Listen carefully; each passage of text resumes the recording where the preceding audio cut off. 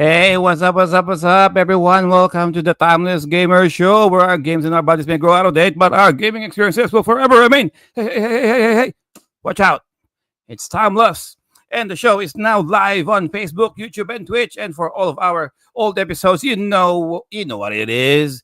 Go to the YouTube channel of Timeless Gamer Show, or just going to the website, timelessgamers.com. And you can still listen to us by going to all of the major audio streaming platforms out there where you get your usual podcast. Just type in Timeless Gamer Show. And for all of your suggestions, comments, and insults, hey, what have you, just send them to timelessgamers.show at gmail.com.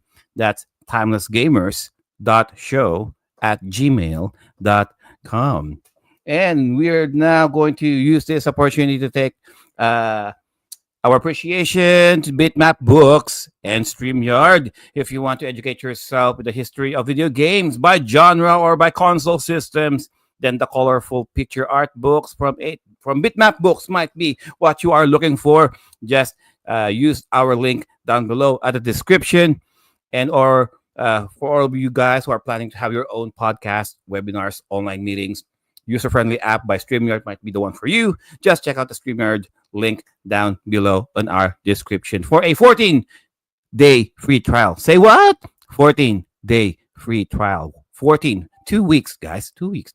And we also would like to give a shout out to our Shuffle Emporium friends out there. Get your trading cards and other anime related goods by going to their official website, shuffleemporium.com, or by going to their Facebook page, Shuffle Emporium. And previously in the Timeless Gamer Show, what we did? Oh yeah, what did we do? Not the pet peeves. We already done with the pet peeves. We what did we do? It's been a long time. It's been a long week, honestly. It's been a long week, guys. Yeah. It's been a long week. Things got even I can even remember. Hey, for this episode, guys, it's going to be a special episode, guys. It's going to be about reselling old and used video games, whether it's peripherals, actual video games, or even consoles. Hey, so introducing the panel for tonight, Sir Joel. Hey, good afternoon, good morning, good afternoon, good evening, whoever you are, wherever you are. This is Joel Baklit of the Manyang Native page, and saying hello to everybody here in the live and in the replays and in the audios. Great to see you guys again. Thank you so much for tuning in. We're very, very happy that you're here. If it's live or if it's recorded, we're extremely happy that you're watching us, that you're listening to us, and that you pitch in your stories and your questions. We're very, very happy that you guys are always supporting the Timeless Gamer Show. And we've got an extra special episode today. We all know that we're all collectors and consumers of video games, both retro and modern. This episode, we're doing something particularly special. We're talking to the guys who actually sell that stuff to us, and we want to hear their thoughts, want to hear about their experiences, and want to hear their stories about being resellers of video games. Back to you, Joe. All right, thank you for that, Sir Joel. Oh yes, I remember now. Judging video games by their covers. Oh yes, that one. Yeah. What can I say? Yeah, we were. It was every single episode of Timeless Gamer Show. We enjoy to the fullest, and afterwards we prepare really hard for the next episode. Give you hard hitting, top notch content, and that's why when we put an episode to bed, we're very happy that we did it. We look back on it fondly, but we're always prepared for the next one because we want to bring you guys the best in entertainment and education. So, judging video games by their box art and their covers. That was a great episode. You guys might want to check it out in our archives. This is what happens when you do the show live, guys. Yeah. Anyway, so without further ado, introducing our guest for tonight, representing the Game Boy Philippines sellers and also a member of the Retro Gaming Collectors of the Philippines, RGCP.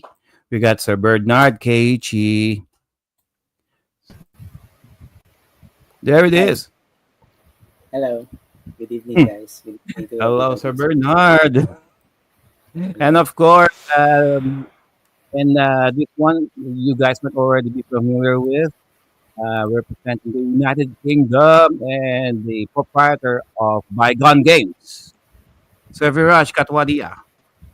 Oh, it's that guy. Oh, okay. Ah, so that Oh, guy. what is this? What is this? Yeah. Well, yeah. So yeah, I'm obviously you know me on the podcast already. I do come here every now and then. I've been away for a bit, and there's been sort of reasonable circumstances for that. But I'm here for this very special episode where we're talking about reselling old video games and what that racket's all about. So it should be fun. Oh yeah. It's been interesting. So let's see. But Yeah, yeah, but make no mistake though, we absolutely love our co-panelist here, Viraj. The Timeless Gamer Show is a very different show without him. He's just really he adds the spice to oh, everybody's conversation. I mean, yeah. Considering his ethnicity, it's natural, right? Anyway, spice, yeah. We like our spice. You need some flavor. You need flavor. Oh yeah. So let's get on with it. So how about we get to know more about our guest, ladies and gentlemen. Let's start with the question of who are you guys and what's your day job, if not reselling? Let's start with Sir Bernard. yes, Bernard, tell Sir us who Bernard. you are, and what you do when you're not a reseller. Yeah. Mainly, I'm a programmer by day and part-time seller, more or less most of the time. Yeah, there's times when even during days I do during the day I entertain buy and sell offers. Yeah, so yeah, it's practically a mix of programming while buying and selling used games, and in that way I also try to grow my collection without having to spend much because I try to earn back what I what I need to the money I need to buy new games. So yeah, it's more like a cycle for me. So yeah, All right, thank you for that, Sir Bernard. So a programmer by trade, by profession, yeah, reseller yes, by night. It makes sense, actually. The one part yes, does connect with the other. I'm not surprised at how that transition happened. So yeah, it does make sense. yeah, yeah. It's true because I've been gaming more or less since I was 5 years old. So I wanted to be a game programmer, obviously, but yeah, I ended up doing boring database stuff. Yeah, so yeah, it is Mhm. what it is. But at least I do what I love.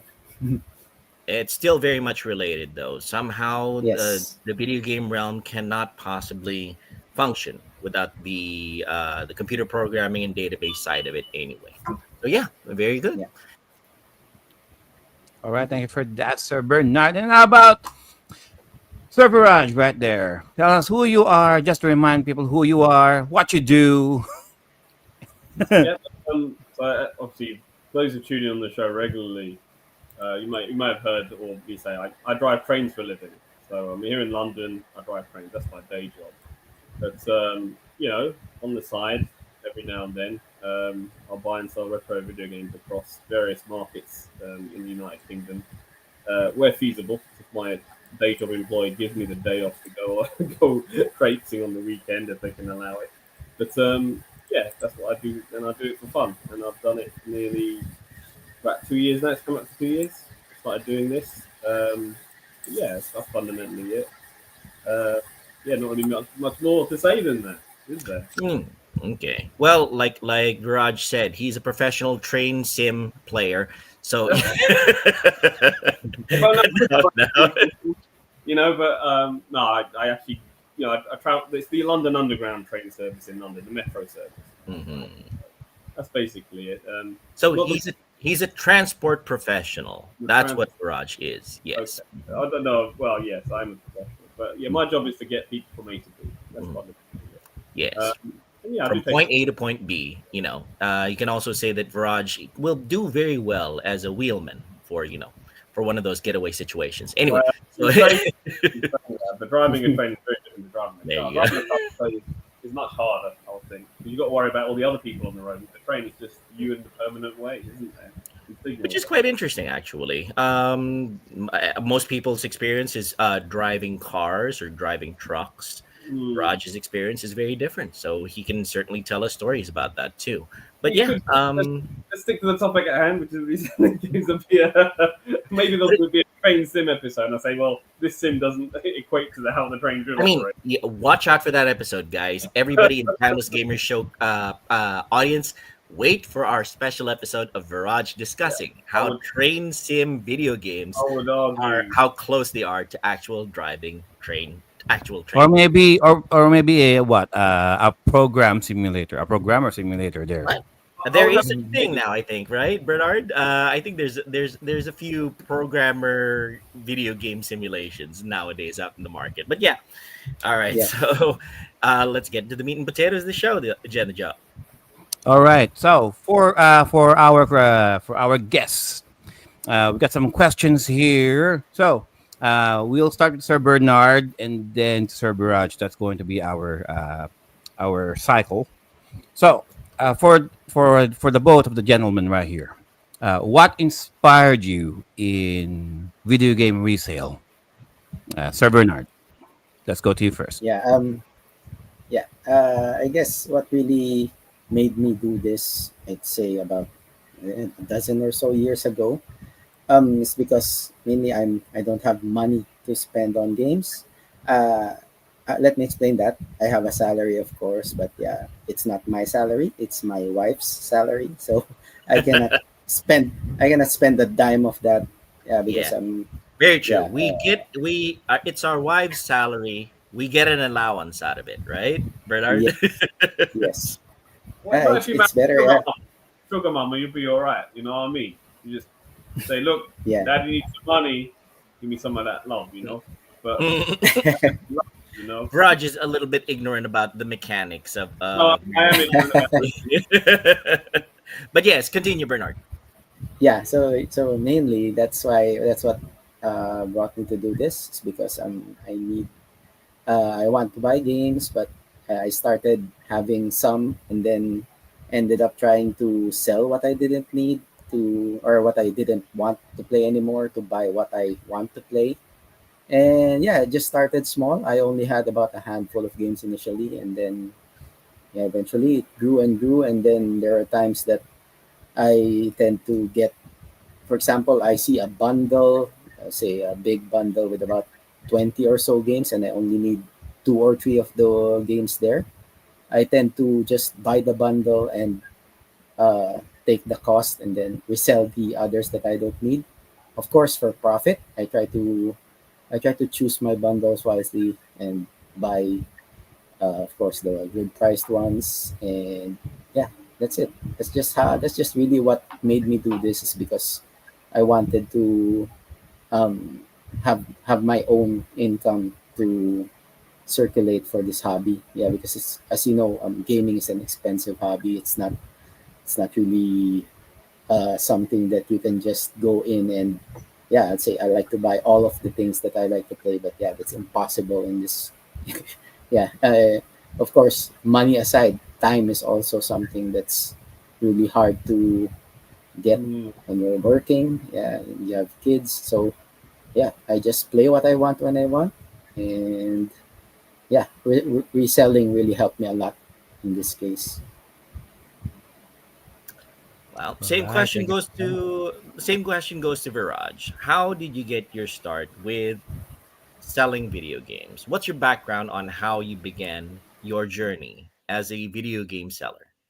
Well, I think you know when I first, I think it was just as I was joining your little podcast crew. It was during that time. It's just nearly 2 years ago, and I it was it was it all started when a guy called Lamarcus said, "Hey, Viraj, there's a gaming market in London in March. I think you should go to it." Like, what do you mean? No, you need to get out more. Just go to the market. And I'm like, fine. So I went. First gaming market I've ever been to, and I walked in there, and as you guys know, I love my handhelds. Yeah, I love my Nintendo handheld stuff. And I walked in there and I thought, wow, this is interesting. A bit of everything for everyone. Everyone's doing PlayStation 2. You got Xbox 360, PS3. Big popular formats are all there.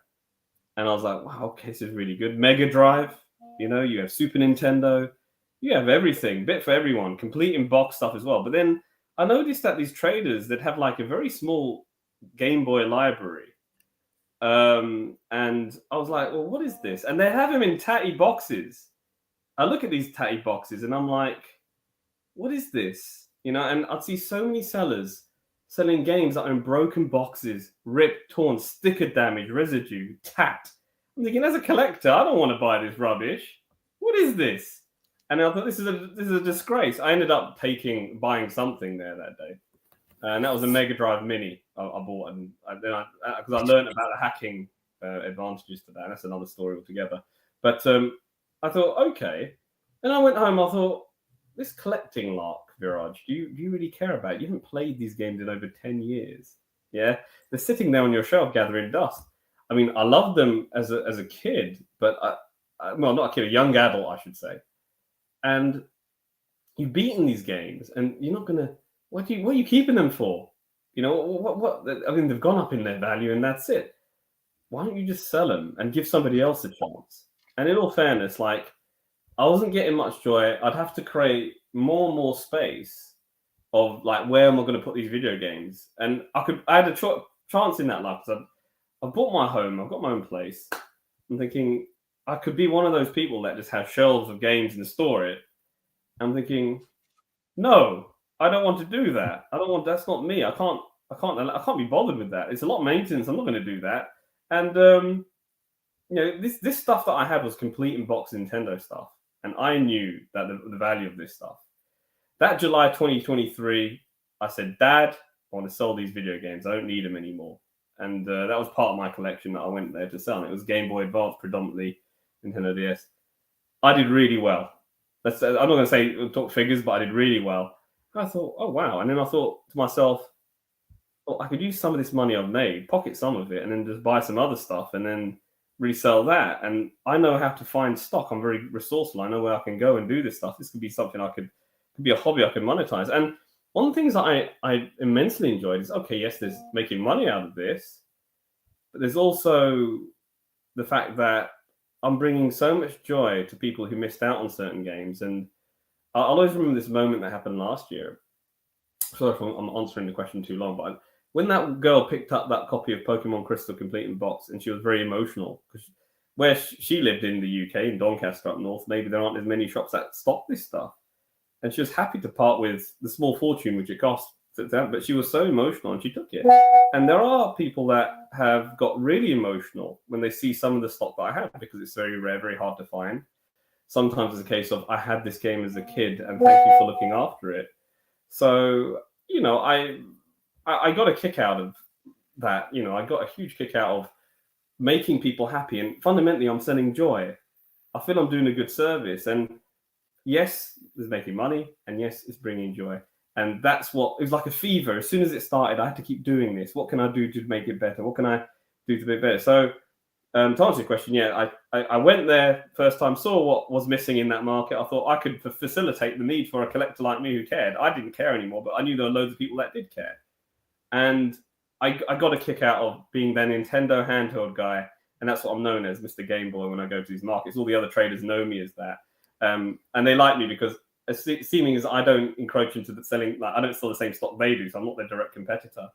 But what they fail to realize is they are my competitor in a manner of speaking, because bottom line is, a guy's going to come in there, going to have some money, he's either going to spend it with me or then, and I might as well make my display the best that I can.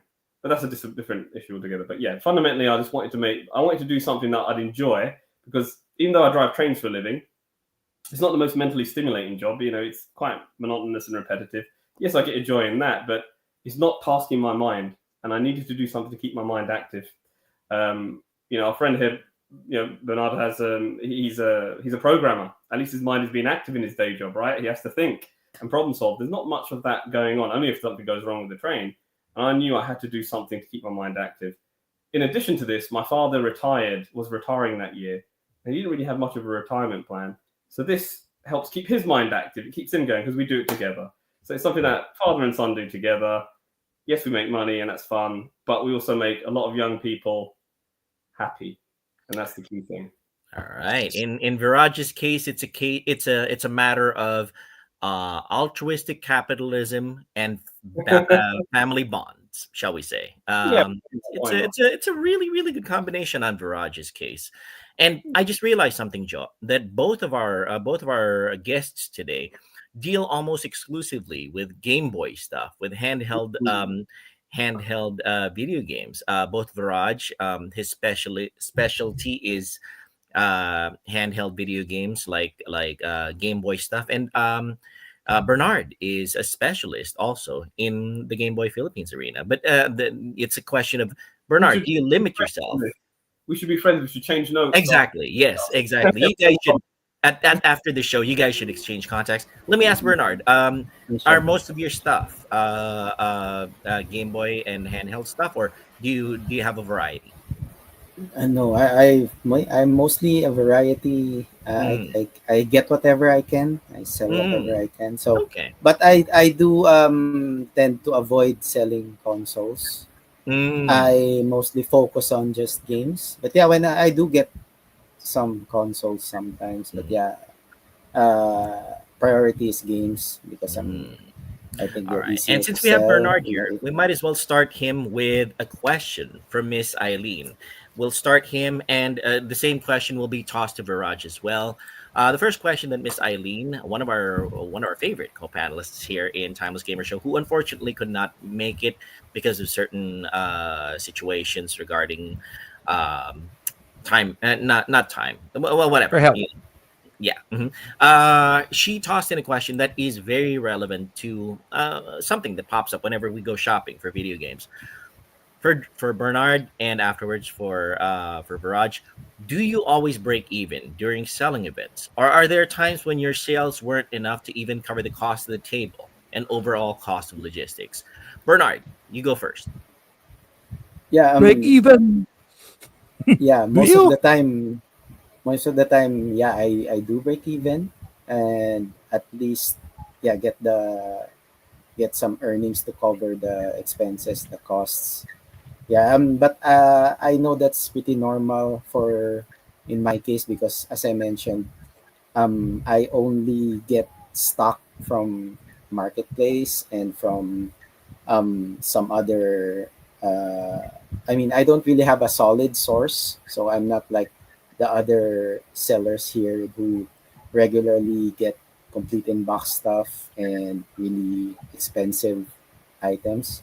Yeah, I just get what I can and try to. If I see something as I mentioned, that's valuable in a bundle, and I know that I can sell it for at least um, at least a good profit compared to what I get the bundle. So I do, I get that bundle, of course.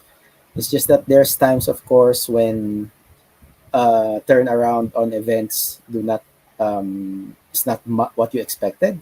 So yeah, there's times when I only break even and don't get much earnings on an event.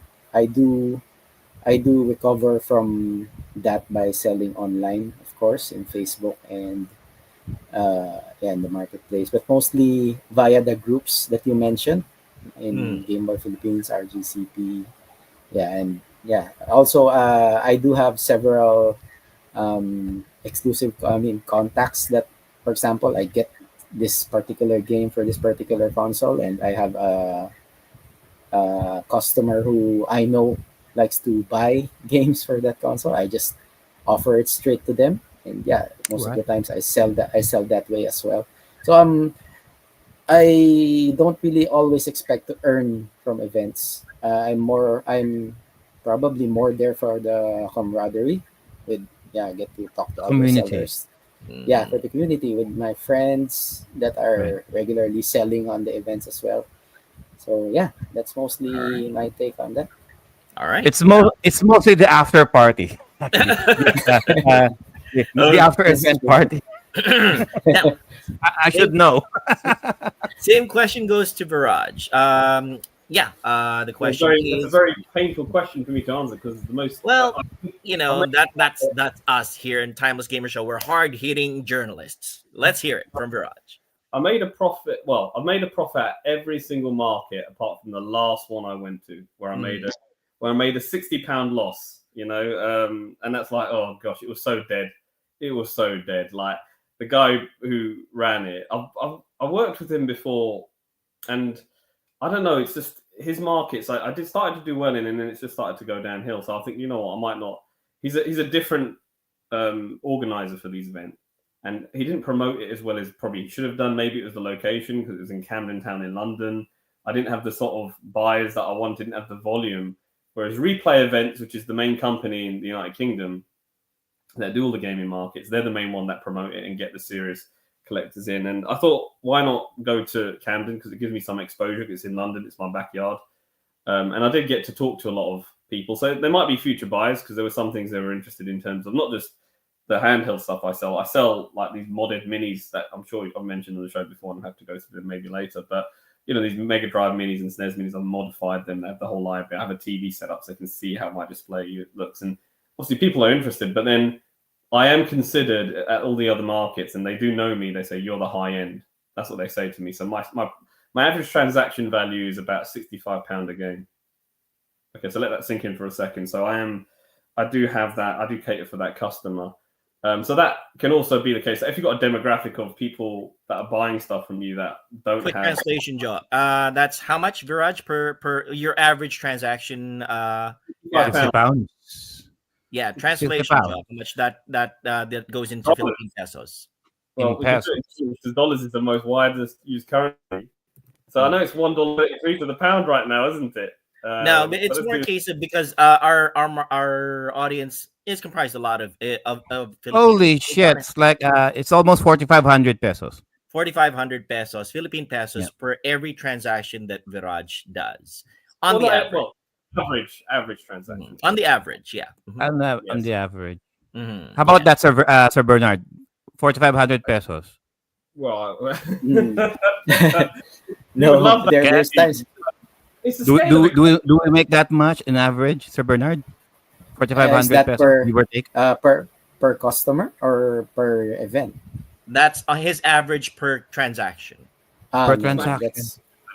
Let's say it's 100 games. The average. Well, to be fair, I mean his stuff is pretty pricey.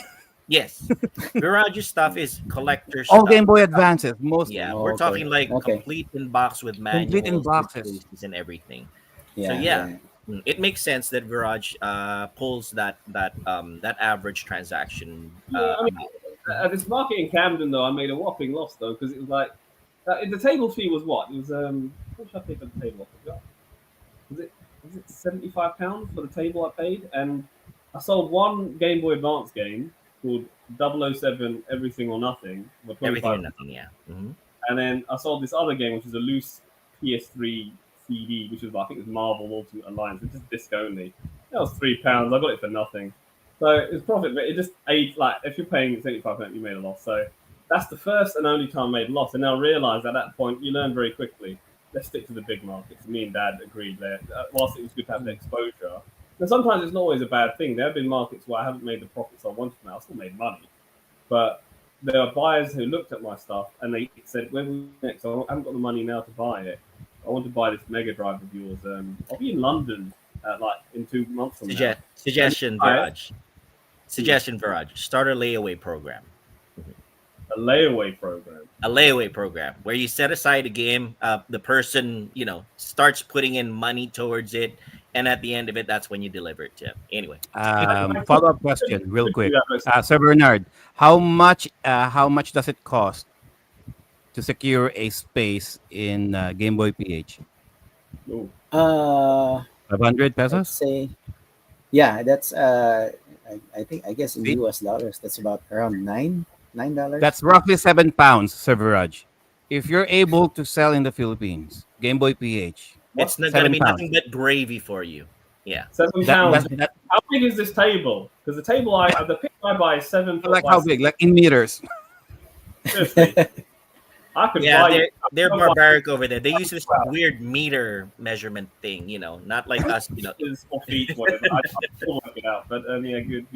I mean, look, it's the scale of economy here in London is obviously. I mean, London is the second most expensive city in the world to live in. I looked it up online, so the scale of economy, isn't it, my friends? And obviously, That's the stock true. That's itself is true. quite expensive. Not everything is overly expensive here. I just like to sell the more pricier stuff because I'm greedy. No, because I want to sell really good quality Straight stuff. from the horse's mouth, right there. So I think no, but if you, I think personally, I call me a snob or whatever. But I think the only way to collect is completely boxed, and that is then I realised there isn't enough of that.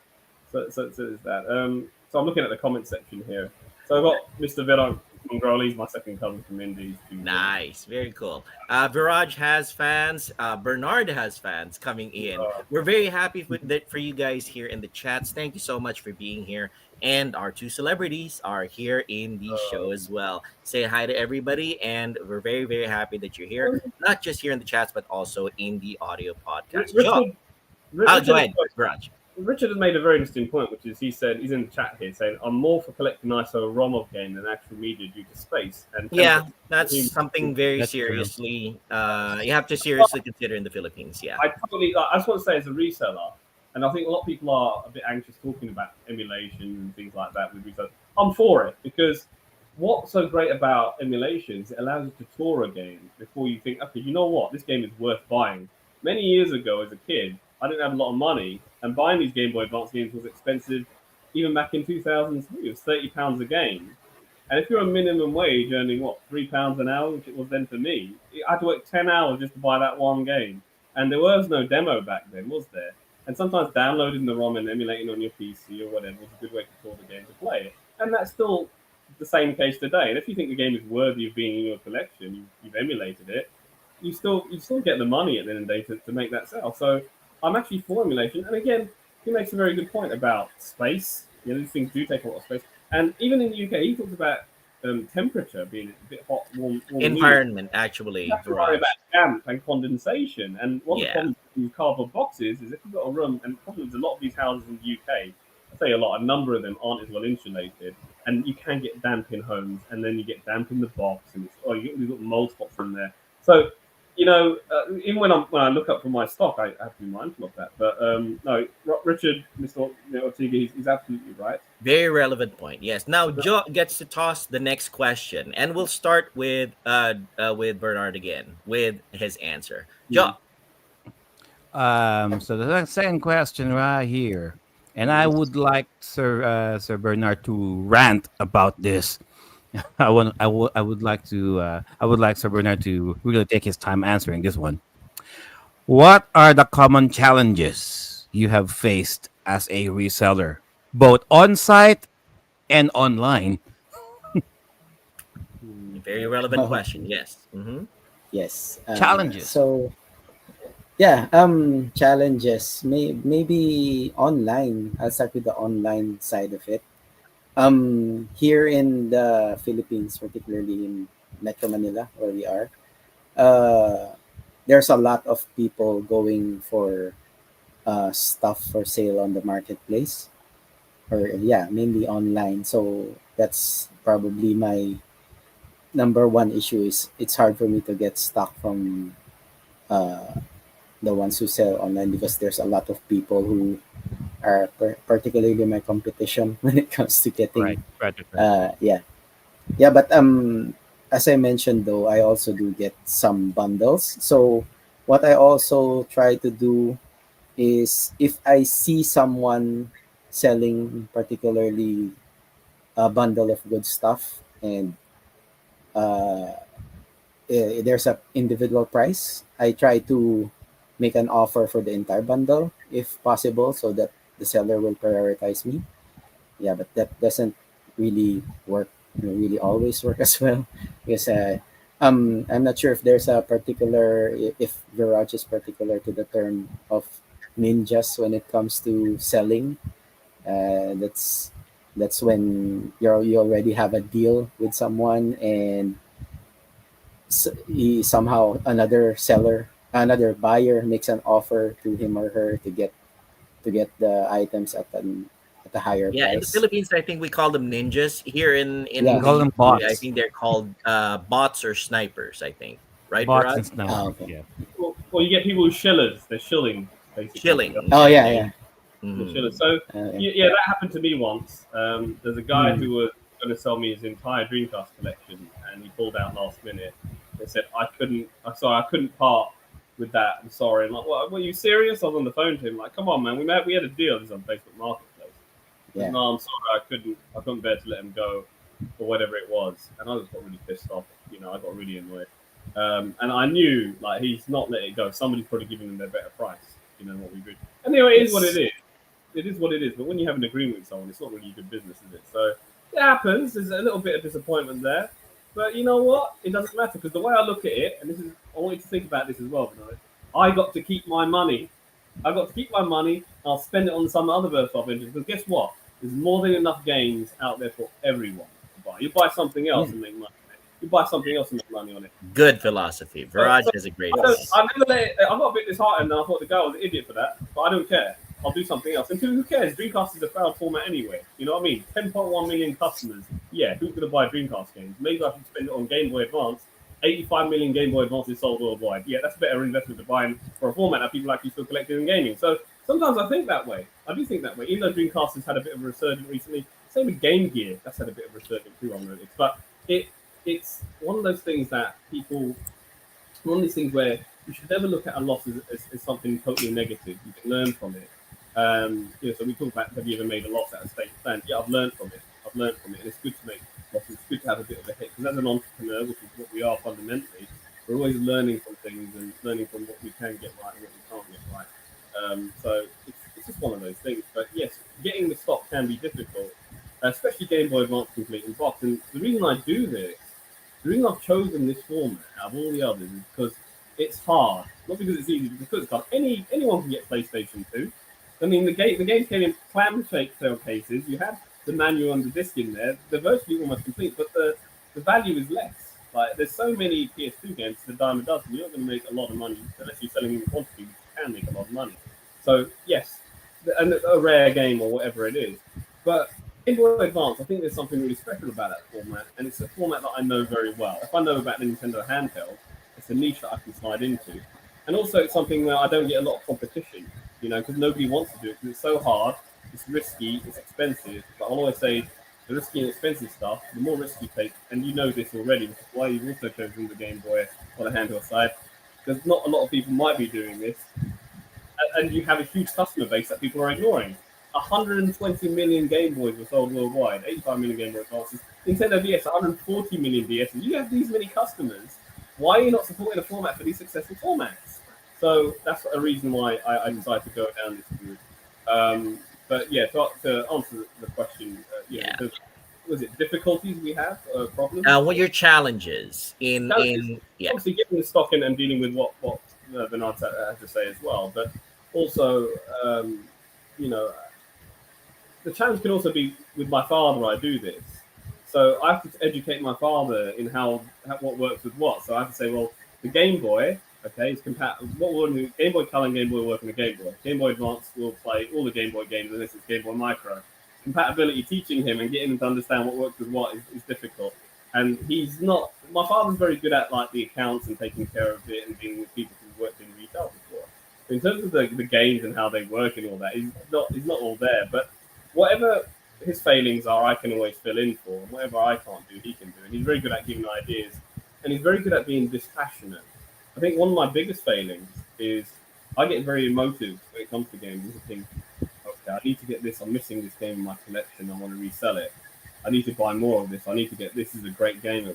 But am I thinking pragmatically? Can I resell it? And one of the questions I have to ask myself is, would I buy it for this money? Would I buy it in this condition for this money?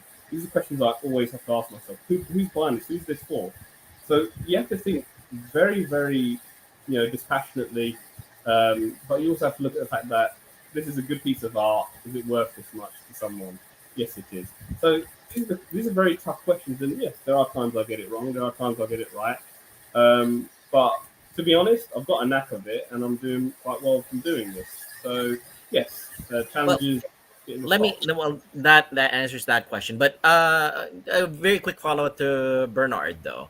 Is Mhm. that the only big challenge that you've encountered face to face and online in terms of selling games? The sniping, the ninjaing, or is there another one that really, shall we say, ruffles your feathers or gets your goat? Um, I'd say because since the pandemic, to be honest, most of the deals that I have got are online. So Mm-hmm. yeah, since you know how the pandemic mostly changed everything, Yeah. and I really had very little face-to-face deals since then. Mm-hmm. And I'd say back when I was doing more face-to-face deals, the one thing that I really didn't expect from some deals is when you end up going to the meeting place and seeing the items that you're going to buy. There are times when they are not as described. So as Viraj mentioned, there's times when there's no manual and missing Yeah. inserts and Yeah. scratched discs. Yeah. So yeah, those are in particular the when it comes to face to face deals. There's times when I really wanted to just back out of the deal because of the Mm. the details that are not described. But yeah, Yeah, I end up still taking them sometimes because for example, there's one game in there that I like that's in good condition. Yeah, just swallow the cost. And yeah, as I mentioned, it doesn't happen too much now because yeah, it's mostly online now. And I do have some people who, for example, they have some stuff they want to sell. They message me and yeah, ask me, do you want these items? Yeah, I just giving for this particular amount. Yeah, I've been really blessed in that in that way because there's times when I really don't have the money to buy new stock yet, and stock keeps coming in. So mm, yeah, Well, yeah. it can be. How about how about You're buying. how about on site though, Sir Bernard? Because mhm. I'm also part of the RGCP page and the Game Movie PH, and one thing that all of you guys have most of the problems would be security. So in terms of Oh on site, Oh, right. yeah, So anything regarding security. yeah. So my mother is yes, my. Sometimes my mother comes with me. If it's a London game market, it's three of us, and security is very important because there are a lot of tea leaves. Sorry, thieves. Tea leaves is probably not rhyming. yeah, That's that. Thieves, tea leaves. A lot of tea leaves there. Um, that is something I'm conscious about. Fortunately, I haven't lost anything to my knowledge. There Yeah. might be. I'm sure I've always made mistakes, but when you're, I think I record everything myself, so I know what I've got and what's being sold. Um, Mm. but yes, it is something that I'm vigilant about as well when it comes to my table. But yeah, that's one of those things. Just going back to the point that Bernard said about, when you buy games off people, you have to worry about reproductions in terms of the cartridges. Like, there's a yeah, lot of them aren't official, and I have been stung in the past for that before. And I had to compensate a customer, and he was happy because I did compensate him because he just needed the cart. It's a Pokemon Leaf Green cart, but there's a reproduction. And the reason he found out it was reproduction is because when he put it into his Nintendo DS, he wanted to transfer his Pokemon to Gen 4. It wouldn't let him do that. A reproduction cart will not let you do that. And he pointed this out to me and I said, and he was actually a very nice lad. He was very polite, very nice. And fortunately, I was lucky because he could have really railed into me because I should have checked it. And ever since that day, I've learned my lesson. I've always double checked. So, the right sort of stock. I'm looking at the comment section here about low ballers and repro covers. I think if you've got a repro cover, I don't think there's anything wrong with that as long as the customer knows. And in terms of low ballers, you're going to get that. I'll tell you what my issue was, and this is a challenge I had, and I told you this in the group chat. I went to the Milton Keynes game market not long ago, and there was this guy who was interested in a game of mine called Ninja Cop for the Game Boy Advance, very expensive game. And there was another game called Mega Man and Bass, another expensive game. And he wanted to buy both. And he goes, "What's the best price you can do for it?" And I said, "Well, ideally, I want what's ticketed on the box protector that you see the game with. That's what I'd like." He said, "Yeah, but come on." I think, "Well, no, you're going to have to come to me with what you'd ideally like to play." And he didn't want to give me an offer. So those of you guys listening in the comment section or listening to the podcast, if you see something and you don't want to pay full price, great. Okay. there may be some leeway with the guy you're dealing with, but you're going to have to be the first one to say, look, will you take this much for it? Will you take 800 instead of 1,000? £1,000 is a lot of money. I'm thinking, okay, and I don't want to do 800, but how about we compromise at 900? You may not get the discount you want, but you might get less than the high ticket price. But we're not going to be the ones to drop the price straight away. You're going to have to come with us and be very open with it. The worst thing that can happen is that we'll say no, and that's the worst thing. But at least you'll know, at least you tried. And if you don't ask, you don't try, you don't get. Bargaining is a skill when it comes to these things. Yes, I know that Ninja copy is probably worth 1,000, 900, or whatever. But we might be happy with selling it for a bit less. We might not get the ideal amount, but we're still making a decent profit. At least come at us, talk to us. So I think it's very important. One of the biggest challenges is having that conversation. There's some people who don't know how to bargain or communicate. And sometimes I feel maybe I should be the one to do it. But if I don't want to, I don't have to. It's me. I'm like, in the words of Donald Trump, I'm the one who's got all the cards. I've got the cards here. I don't know who you think you are. All right, you've disrespected but I've got all the cards here. We've got the stock. If you want it, great, but talk with us, negotiate. So it's just one of those things. But yeah, I don't mind low ball offers. You can try. I'll say, look, the game was £200. You're saying 160. How about we compromise at this level or whatever? And if you say no, then no, that's fine. You don't, you want to be like that. But be polite about it. I had one guy saying to me, with an entitlement issue, saying, no, it's £140. Well, it's 150. Why don't you just pay me the tenner? I go, look, I'll tell you what, I'll meet you at 145. But he's like, no, 140. And the way he was behaving, I thought, I wish I didn't even go halfway with him. So, I think with people that are very forceful, very demanding, you have to understand that a level of respect and civility is very important when you're negotiating these sort of things. But, it's just a matter of just having a conversation with someone. Saying, look, this is the best I can do. Is that all right? Can you do this? We might buy it, we might not. So that's a challenge, having that conversation. When it comes to online, yes, at the market I went to recently, the challenge was, this game is so much cheaper online. Why are you selling it for this? And that can happen sometimes. And then I have to say to them, well, this doesn't have any sticker residue like this one that you see on eBay right now. Or this one's got the complete in box. And so it's got the box, it's got the manual, it's got the Nintendo VIP promotion flyer, which has the map of the game, on the inside, gold and on the lost stage. And you also have the all-important health and safety booklet, which you need. But, that is proper complete. Whereas that one, it's cheaper, it's a lot cheaper, but if you want to go for that, it's there for you. But I'm selling something that's quality. So sometimes Viraj's approach is a little bit similar to mine. When I used to work in GameStop, whenever somebody would say, this is cheaper online, my reply would always be, yeah, but are you sure you're going to get it? And the nice thing about what you have here right now is it's in front of you. And you can examine it, and that's it. And you can, and you've got, you've got a chance to have a look at it. Whereas if no shipping, no tax, right here. Yeah, there you go. Now, and of course, there's always the chance that you might get scammed if it's online, right here. But it's right here in front of you, right there, right? Bernard, anything? Go, so Viraj. That's what I want to say. Price is always the bottom line with a lot of people, right. But yes. So Bernard, anything else to add before we move to Sir Joel's next question? I guess Viraj mostly covered most of my sentiments as well. Yeah, it's just that really nowadays, here in Manila particularly, is more of online deals now, and not much of except on events, of course. Yeah, that's where we meet that's where I meet a lot of my other customers as well as walk-ins. So yeah. All right. And have you lost any of of your merchandise yet? I'm the same as Viraj as well. I honestly don't know if I don't think I lost. I don't think I lost anything because most of the time I'm with a friend when I go to events. So it really helps when you have that extra set of eyes to look at your stock.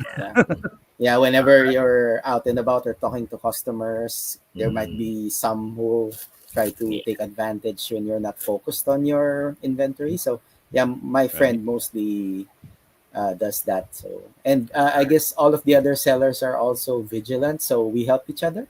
If there's some kind of suspicious person, we all know, and we it's a tough because sometimes in London it can get really busy at these gaming markets, like packed. And I tell you, you'd be in heaven if you were trading with us, because you literally got a customer every, like this March gaming market that I just went like gone of the first of the year in London. You know, I don't usually talk about how much I take. It's a bit crass, but I took about £6,000 in 6 hours. That's how much money I took. So that's my takings, not profit, but that's my takings. So you can imagine I'm doing a sale every 5 minutes, and I've got loads of people around my table, loads of people packed. And people know where I am now. I have my regular customer base that will always come, and I'll always make money now because I have a regular customer base. It's about the new customers, how I can do, and is my stock the right stock, etc., etc. But yes, you have to make sure. I have to have 3 people at my table at the London one. It's just so busy. It gets manic. It's the busiest market, and it's the most I've ever taken in terms of takings.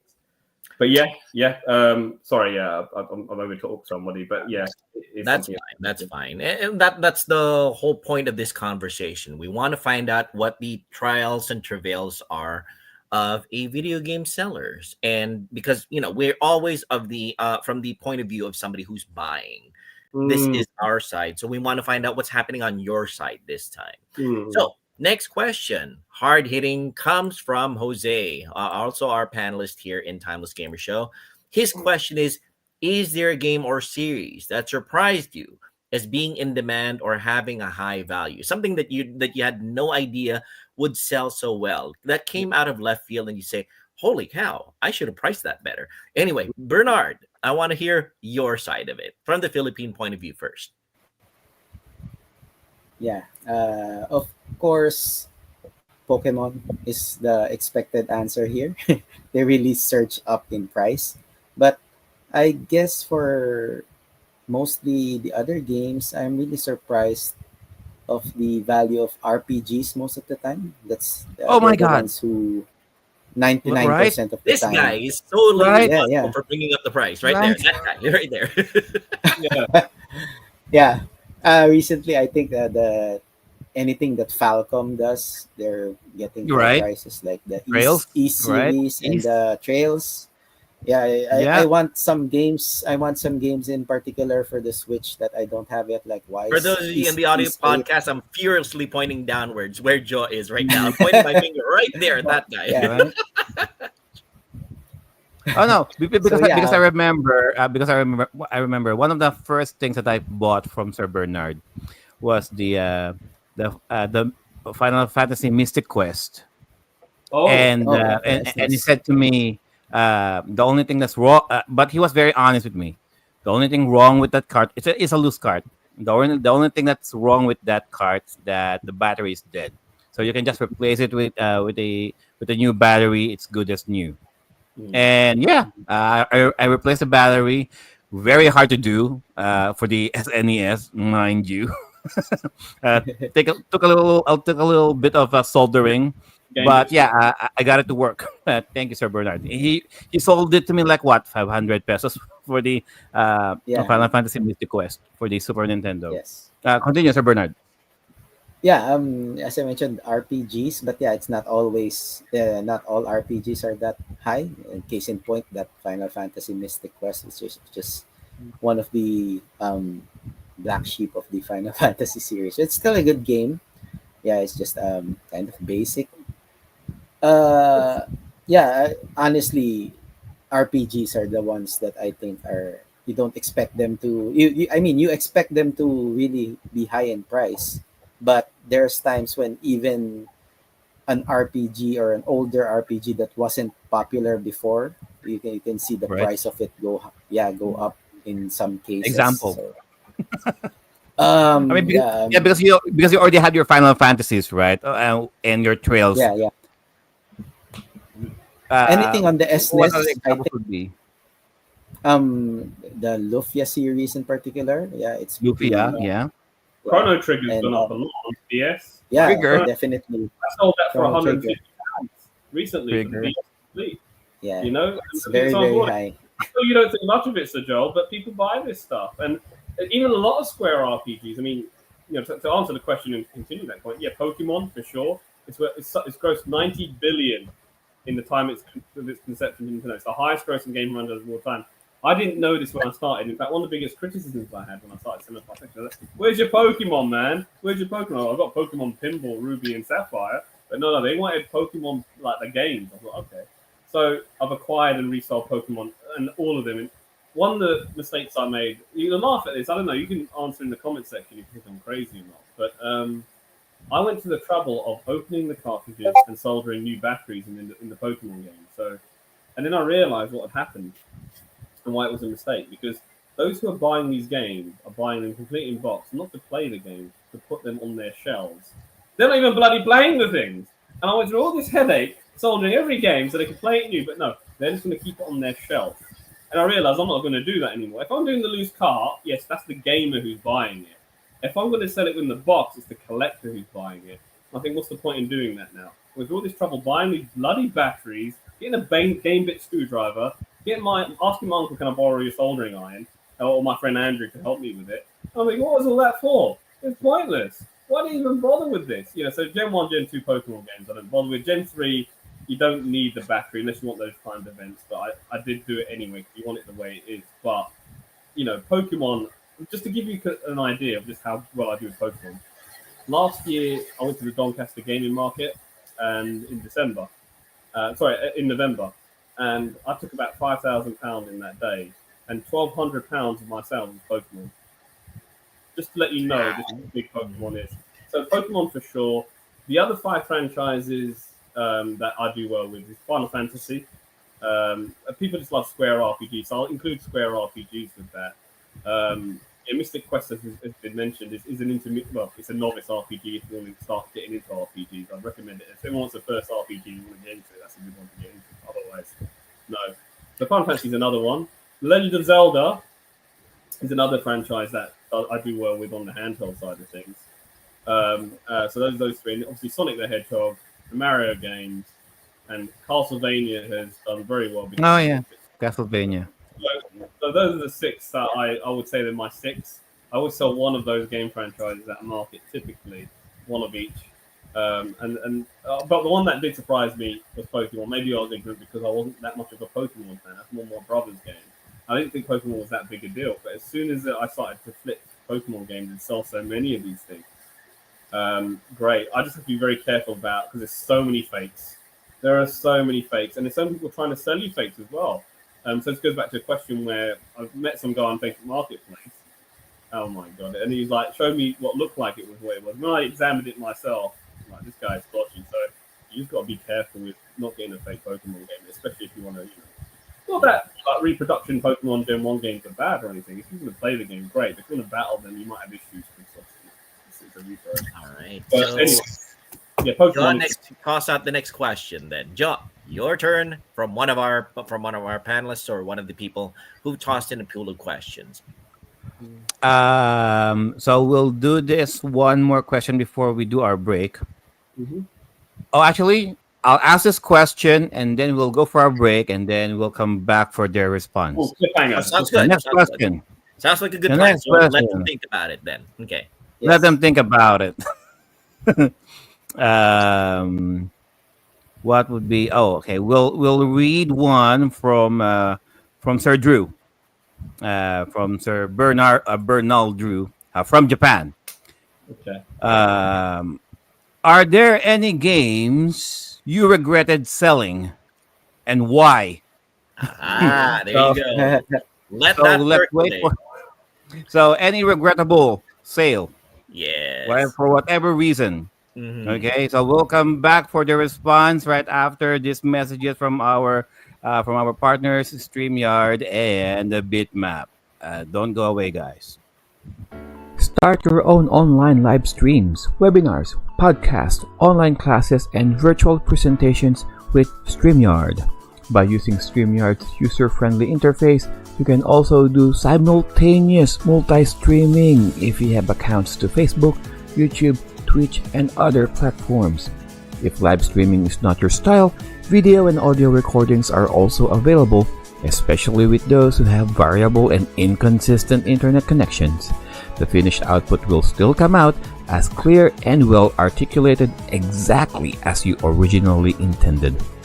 You can also customize the appearance of your presentation like green screen effects, facial touch-ups to smoothen out those facial blemishes, multiple cameras for multiple guests joining in the discussion, your own wallpaper on the background, adding your own logo as a watermark, sharing videos from your own computer or other website for added visual aids with or without audio, uploading your own background music if you wish to set the mood when talking, and lots more. Before you can enjoy all of the wonderful full features of StreamYard, you can start with a 14-day free trial by using our link. Not only that you are supporting the Timeless Gamers Show, but you can see it for yourself how easy it is using StreamYard. Do you like playing video games? Do you like reading about history? Do you like learning about video game history? Then you should give yourself the gift of owning some video game history books from BitMap. Since 2014, BitMap Books have published numerous colorful and well-detailed hardbound books about video games ranging from the different video game consoles of old and the various video game genres that will surely pique the interest of its core fanbase. BitMap's team of global video game journalists, players, and illustrators have produced numerous award-winning titles that celebrate the software, hardware, and developers that laid down the foundations for the billion-dollar video game industry we all know and love today. International shipping is also available with careful and considerate packaging from BitMap Books. If you don't want to take my word for it, then you can believe the people, almost 10,000 satisfied customers who submitted their glowing written reviews and video reviews after receiving their books from BitMap. By ordering your first BitMap book using our link, you will also be supporting the Timeless Gamers Show in spreading our love of video games and their rich history. All right, thank you for that, StreamYard and BitMap Books. So, just to repeat the question coming from Sir Bernal Drew from Japan. Are there any games that you have regretted selling off, and why? Let's go first with Sir Bernard. Yes, of course. We all have those games Details. in our lives that are. So I guess I'd start this. I started mainly collecting games when I was. I mean, during the before the 3DS launched, and that's probably particularly on the tail end of the life of the Nintendo DS, the original Nintendo DS. And back then, I had a lot of good Nintendo DS games, as well as all of the most of the launch 3DS games. So I guess you know where I'm going with this, because to buy the 3DS games, the new 3DS games, I ended up having to sell a lot of my uh, DS games. And they're particularly good titles too. I had all the Etrian Odysseys, most of the Rune Factories, uh, Chrono Trigger. So yeah, I really had to, as I mentioned, I have limited budget, so that's what I did. I had to sell the items that I have to buy new ones. And back then, I wasn't reselling yet, so it's more like I wanted to play something, I had to sell something else to get money to buy that. That's a And yeah, sacrifice. yeah, it's a sacrifice, and I really regretted it, because, as you know, some of those titles that I mentioned are pretty expensive now. Oh, So, yeah. but yeah, the good thing is, throughout the years that I was doing buy and sell, I did manage to recover most of them. So Oh, yeah, yeah, and those titles I mentioned, I have all of them again. But I guess I'm not really particular with having just a loose cart compared to having a game complete in box, because mhm. um, complete in box is really expensive. So I guess having a loose cart, particularly for my collection, is fine. And if I do encounter a good deal, I'll just do a condition upgrade and sell the loose cartridge for in exchange for a complete in box one. So yeah, it's a cycle for me. But of course, there are games that I regretted selling. Oh, and just to add, we mentioned Final Fantasy games and SquareSoft RPGs. I did have a complete set of them back then for all US, up to PS3, I think, as well as PS4. But yeah, I had to sell most of them as well to when the Switch came out, to buy a console. I had to sell most of the Final Fantasies and the non-Final Fantasy Squaresoft RPGs to buy a Switch and games for the Switch. So I felt that. some of them, I felt the yeah, hurt. some of I'm them I hurting regret. right now. Just hearing that. I'm hurting. Yeah, some of the Squaresoft games I regret selling, but yeah, I How painful was it for you? yeah, because as you know, it took me a lot of time to get all of them. I do have a Right. picture of the games that I had somewhere in my old pictures here. I'll try to show it Oh to yeah, you. So it's actually on a picture frame, and every once in a while, Sir Bernard will just caress that picture frame, yeah, like like an old girlfriend, the one I have to give away. yes, that's true. But Now it got it's weird. Anyway, I got weird. now let's hear Viraj's answer to that question. No, I don't regret anything. Really? I Not regret even, nothing. not even one where you sold it and later on realized how much more you could have sold it for. No, No, because really? I'll explain to you why that's such a silly way of thinking. Mm. And I will explain it to you. What? All right, so I'll give you an example of the reality of the situation. So I think it's when I was selling off my original collection. I had this game called Mario versus Donkey Kong. It's a Game Boy Advance game. Very, very, Yeah. very fun game. Mario versus Donkey Kong. Mario vs. Donkey Kong. Very good game. No, it is good. Don't scoff it. It's a bloody good game. All right. So I sold it for. I paid. I think back in the day, and this is my mentality. I paid £30 for it when it came out. Okay. It was the American version. I couldn't wait for it to come out. So there's an import shop which had the American version with the ugly ERSB rating on it. So I got that version, and I was selling it for £45. And this kid comes up to me and goes, £45, I'll do it for cheaper. And I said to him, well, no, like it's £45. I'll do it for 40. Like, why don't you just pay me the £5 and get the game you want? And he was like, no, it's 40. And he walked away, and I didn't end up selling that game at that market. Yeah. The next few markets down the line, I put the price up £50. Somebody bought it, didn't bat an eyelid. Yeah. And I was happy to get rid of it. If I were to reacquire that game, it probably would cost me more, but I don't give a damn. I've enjoyed that game. I've had my fun with it. It's gone. Why would I regret that? And it's the same with every single game there. If I ever wanted to play the game again, I can always just reacquire it. Yeah, it's a material thing. Seriously, it is just a material thing. And you just to answer your other point about you could have held on to it longer and got that money. All these people are saying this game is worth this much, this game is worth that. Well, try liquidating it. Try selling the bloody thing. It's only worth that if you sell it. And you can say, oh, this game's gone up this much. It's like Chrono Trigger on the DS is worth 150 to me because I've sold it at 150. Golden Sun, both of those games, I've sold them at £90. Yeah, and I know you could probably maybe get Translation, Yeah. 90 90 pounds pounds. into Philippine pesos. Oh god, here we go. We're talking like because we want to be as global of an audience as possible. Holy shit! All right. So 90 pounds is roughly 6,600 Okay. pieces. This is obviously the best quality version of these games. Now, obviously, if you look hard enough, you might be able to get them cheap, etc.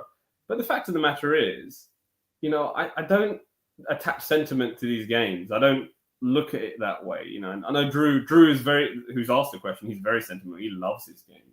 To him, that I've seen his background, is his pride and joy, and it's something we're great about. I love people like Drew. You know that because people like Drew make me a lot of money. People who have that mentality of I need to have this. It needs to be boxing complete. It needs to be this, and that. And then, hey, welcome to Bygone Games. I got it. And then they'll come and buy it from me.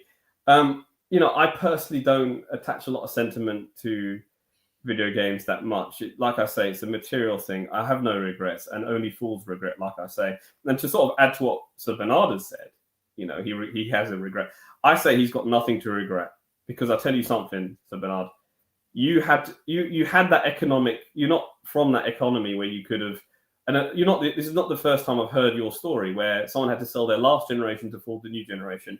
There is nothing wrong with that. You had your fun with those DS games, didn't you? You wanted to play the new 3DS stuff, and you sold that collection to enjoy the new 3DS stuff. What is there to regret? Do you really want to get FB Odyssey again for the DS? Are you really going to play it? Unless you want to have it in your collection for sentimental reasons. I mean, I suppose This is assuming Sir Bernard already played those games. I mean, I get back then, yes, I did play them. Oh, good. there we go. Yeah. So I get that kind of thinking, but there's nothing wrong with selling old games to buy something new. I know some people regret it, like with their I have some customers saying, I regret selling my Mega Drive games, I regret selling my SNES game. Are you really going to pull out those old cartridges and stick it in a Mega Drive and play it on a new flat screen TV?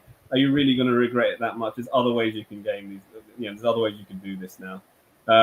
Really, you're at a point now, Sir Bernard, and I'll say this, and I said it, where you could probably buy any game you bloody want and play it. And also, you made a point right at the start of this video. Yeah, it's not so much money, it's time. How time rich are you to play these bloody games? I work a 35-hour week. I've actually got a lot of time. I don't have a wife or kids. I could do all this stuff. But even without a wife or kids or a young family, I still have other things I'd rather do than just game these days. I actually play maybe one game a month. Right now I'm playing Doom 2, a game from 1994. It's not that big a deal. I don't Can't go wrong with classic Doom 2. That's a good. You can't. I've not played it. It's all exciting to me, and I'm glad that I held off from playing it. But I don't want to get sidetracked from the question. I don't get overly sentimental with games in my current stock. I used to, because I'll tell you why I used to. When I was on that minimum wage salary and I was getting paid £3 an hour, and to buy that £30 game, it's 10 hours of hard grafting I did in retail. You all have worked in retail. You know it's hard work. Yeah, you work like I'm not going to use the word, but you work like a donkey. That's what I use. And to be able to afford that Donkey Kong, Mario vs. Donkey Kong, I remember I worked so hard for that game. And for that kid to say it's not worth it, what he didn't take into account was inflation has eaten away at the value of that game. £30 in 2003, okay, is worth £60 in 2023, if you really look at it. I've actually sold that game at a loss at £45, if you think about it. Anything less than £60 is actually, in my existing collection, if you sat on it, is worth less than what you paid. No one looks at inflation. Nobody thinks of it that way. And it's only when I sold my Metroid Zero Mission for £190, that was a huge profit. But not all the games are going to make that money. In fact, a lot of the games that you buy will depreciate, depending on the format.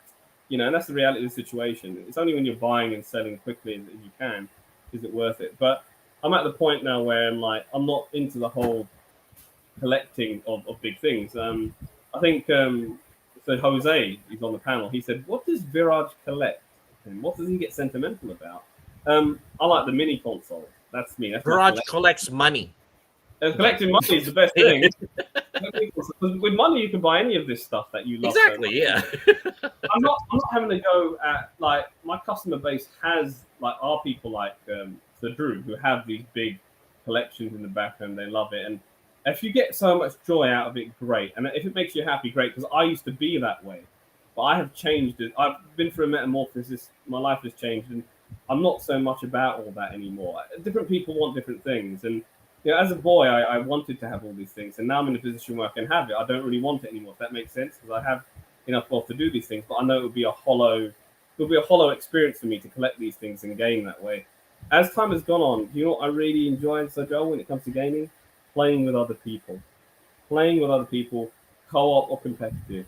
It has to be a social activity, because playing on my own has become a very soulless enterprise, unless it's a very, very good game like Doom 2 or a Metroid game or something. So for me, I have no regrets when it comes to selling games that I'm done with, and I can always find another one if I want to get a copy complete box. I'm quite resourceful in that regard. So I don't regret it, and you shouldn't regret it too, Sir Bernard. I would say that to you. All right. Words of wisdom from Viraj, Bernard. You should listen to that. Regret nothing. You regret nothing. You got the money. You got the experience. Enjoy. Be happy with it. Enjoy your life. All right. Now, we are coming up next to a question from one of our, top-notch members here in Timeless Gamer Show, Dan. And it's a very, very interesting question, too. Dan Faulkner tossed in the question: what is the biggest con you've ever come across when buying games? Okay, con, we're talking like a bait and switch, or maybe something that you were told was maybe a Scam, scam, bamboozled, something like that. hoodwinked.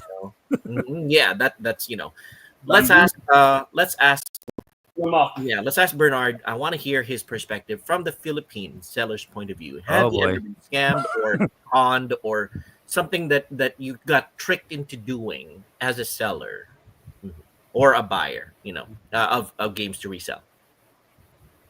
Uh, I guess in this perspective, it's always me as the buyer because as a seller, I try to describe my items as well as possible. So particularly when posting them, I guess the Hey, con that Sir I J Mouse is mostly untested. yes, All right. the If I may interrupt, yes, I just want to I would just want to highlight Jose's comment in the chats about what other thing Viraj collects aside Okay, from he money. must have jab at you. Have those little banners with me, doesn't he? Yeah, he's busting your balls down there in the chat. Yeah, I He know. collects That's why memories of the men he that's meets. why we love our Viraj Just here. Anyway, the money they give me. In fact, he's the only one who hasn't given me any money. All of you are, well, you two have bought that's stuff true. from me. That's true. Hmm. Yeah, he's It's a playing matter hard of to get. time. It's a Go, matter of go, time. go. Anyway, continue, Bernard. I want to hear your story about that con that you got roped into, or the scam that you got tripped up on. uh, I already mentioned something to this regard in one of the earlier questions, wherein I go to meetups and I suddenly the items aren't as described, or Mm. there's a missing manual that's not mentioned. What item And is this? at this point, Let's be very specific. Example. I can't really, I'm not really sure at this point what specific item I encountered that really, uh, because there's so many deals. I do remember one case wherein I already struck a deal with someone, and I was already riding the train to go meet him, to meet this person in, I think, uh in the middle of the train. And I'll mention I'm not sure if it's Cubao, so the location Right, right, right.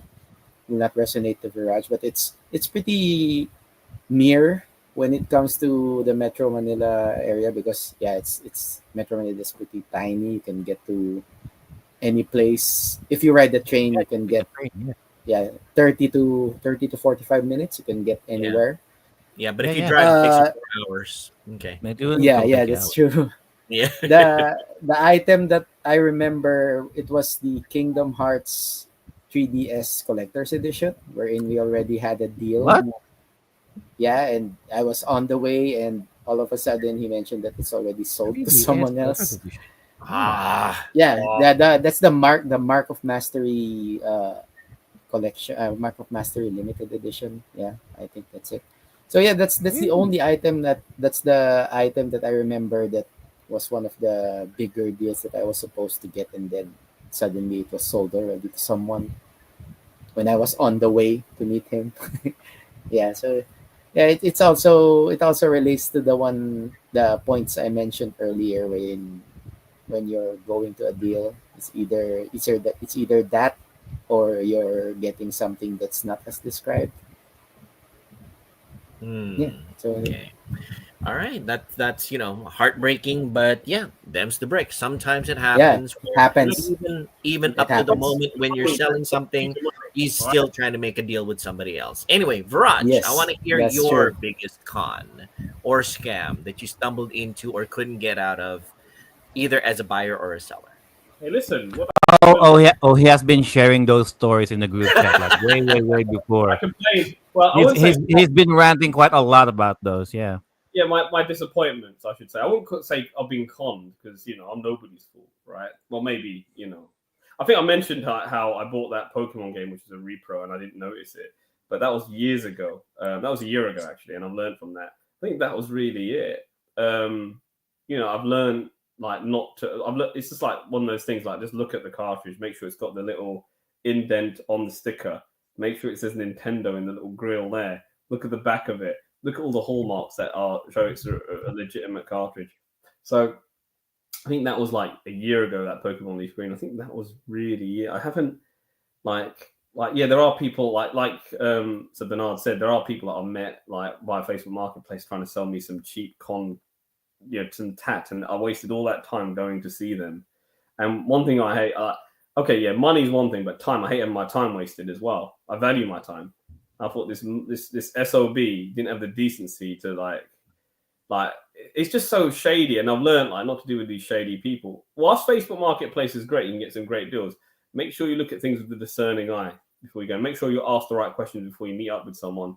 Like the other year, I met up with someone all the way in Twyford, which is west. And because I work on the trains, I get free travel on the tube. So I actually get free travel in London, which is great, amazing benefit. But it was a long hour to get to his house over the Christmas period. I needed to buy this SNES Mini off of him. Sorry, SNES Mini for the Americans. And I went in there and he had it, but he didn't have the manual. And he told me it was complete. Oh, you motherfucker!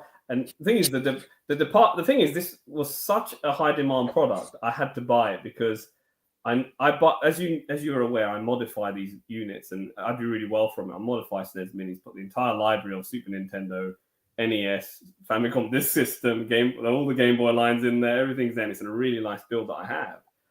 And the manual didn't matter at that point, but I do charge a premium for my builds. And if I'm going to charge a premium, at the very least for my punters, the customers, I should have everything complete in the box. So from that point onwards, I always ask questions: is it complete? Does it have everything in there? And there are people that are shady, and there'll always be shady people. It comes down to just being an effective communicator and saying, "Listen, don't mess me about. This is what I want. Yeah, has it got everything in there? I want to modify." Well, I don't even tell them I want to modify. I want it for myself. That's what I tell them. That's all they need to know. It's not their business what I'm going to do with their product once I've got it.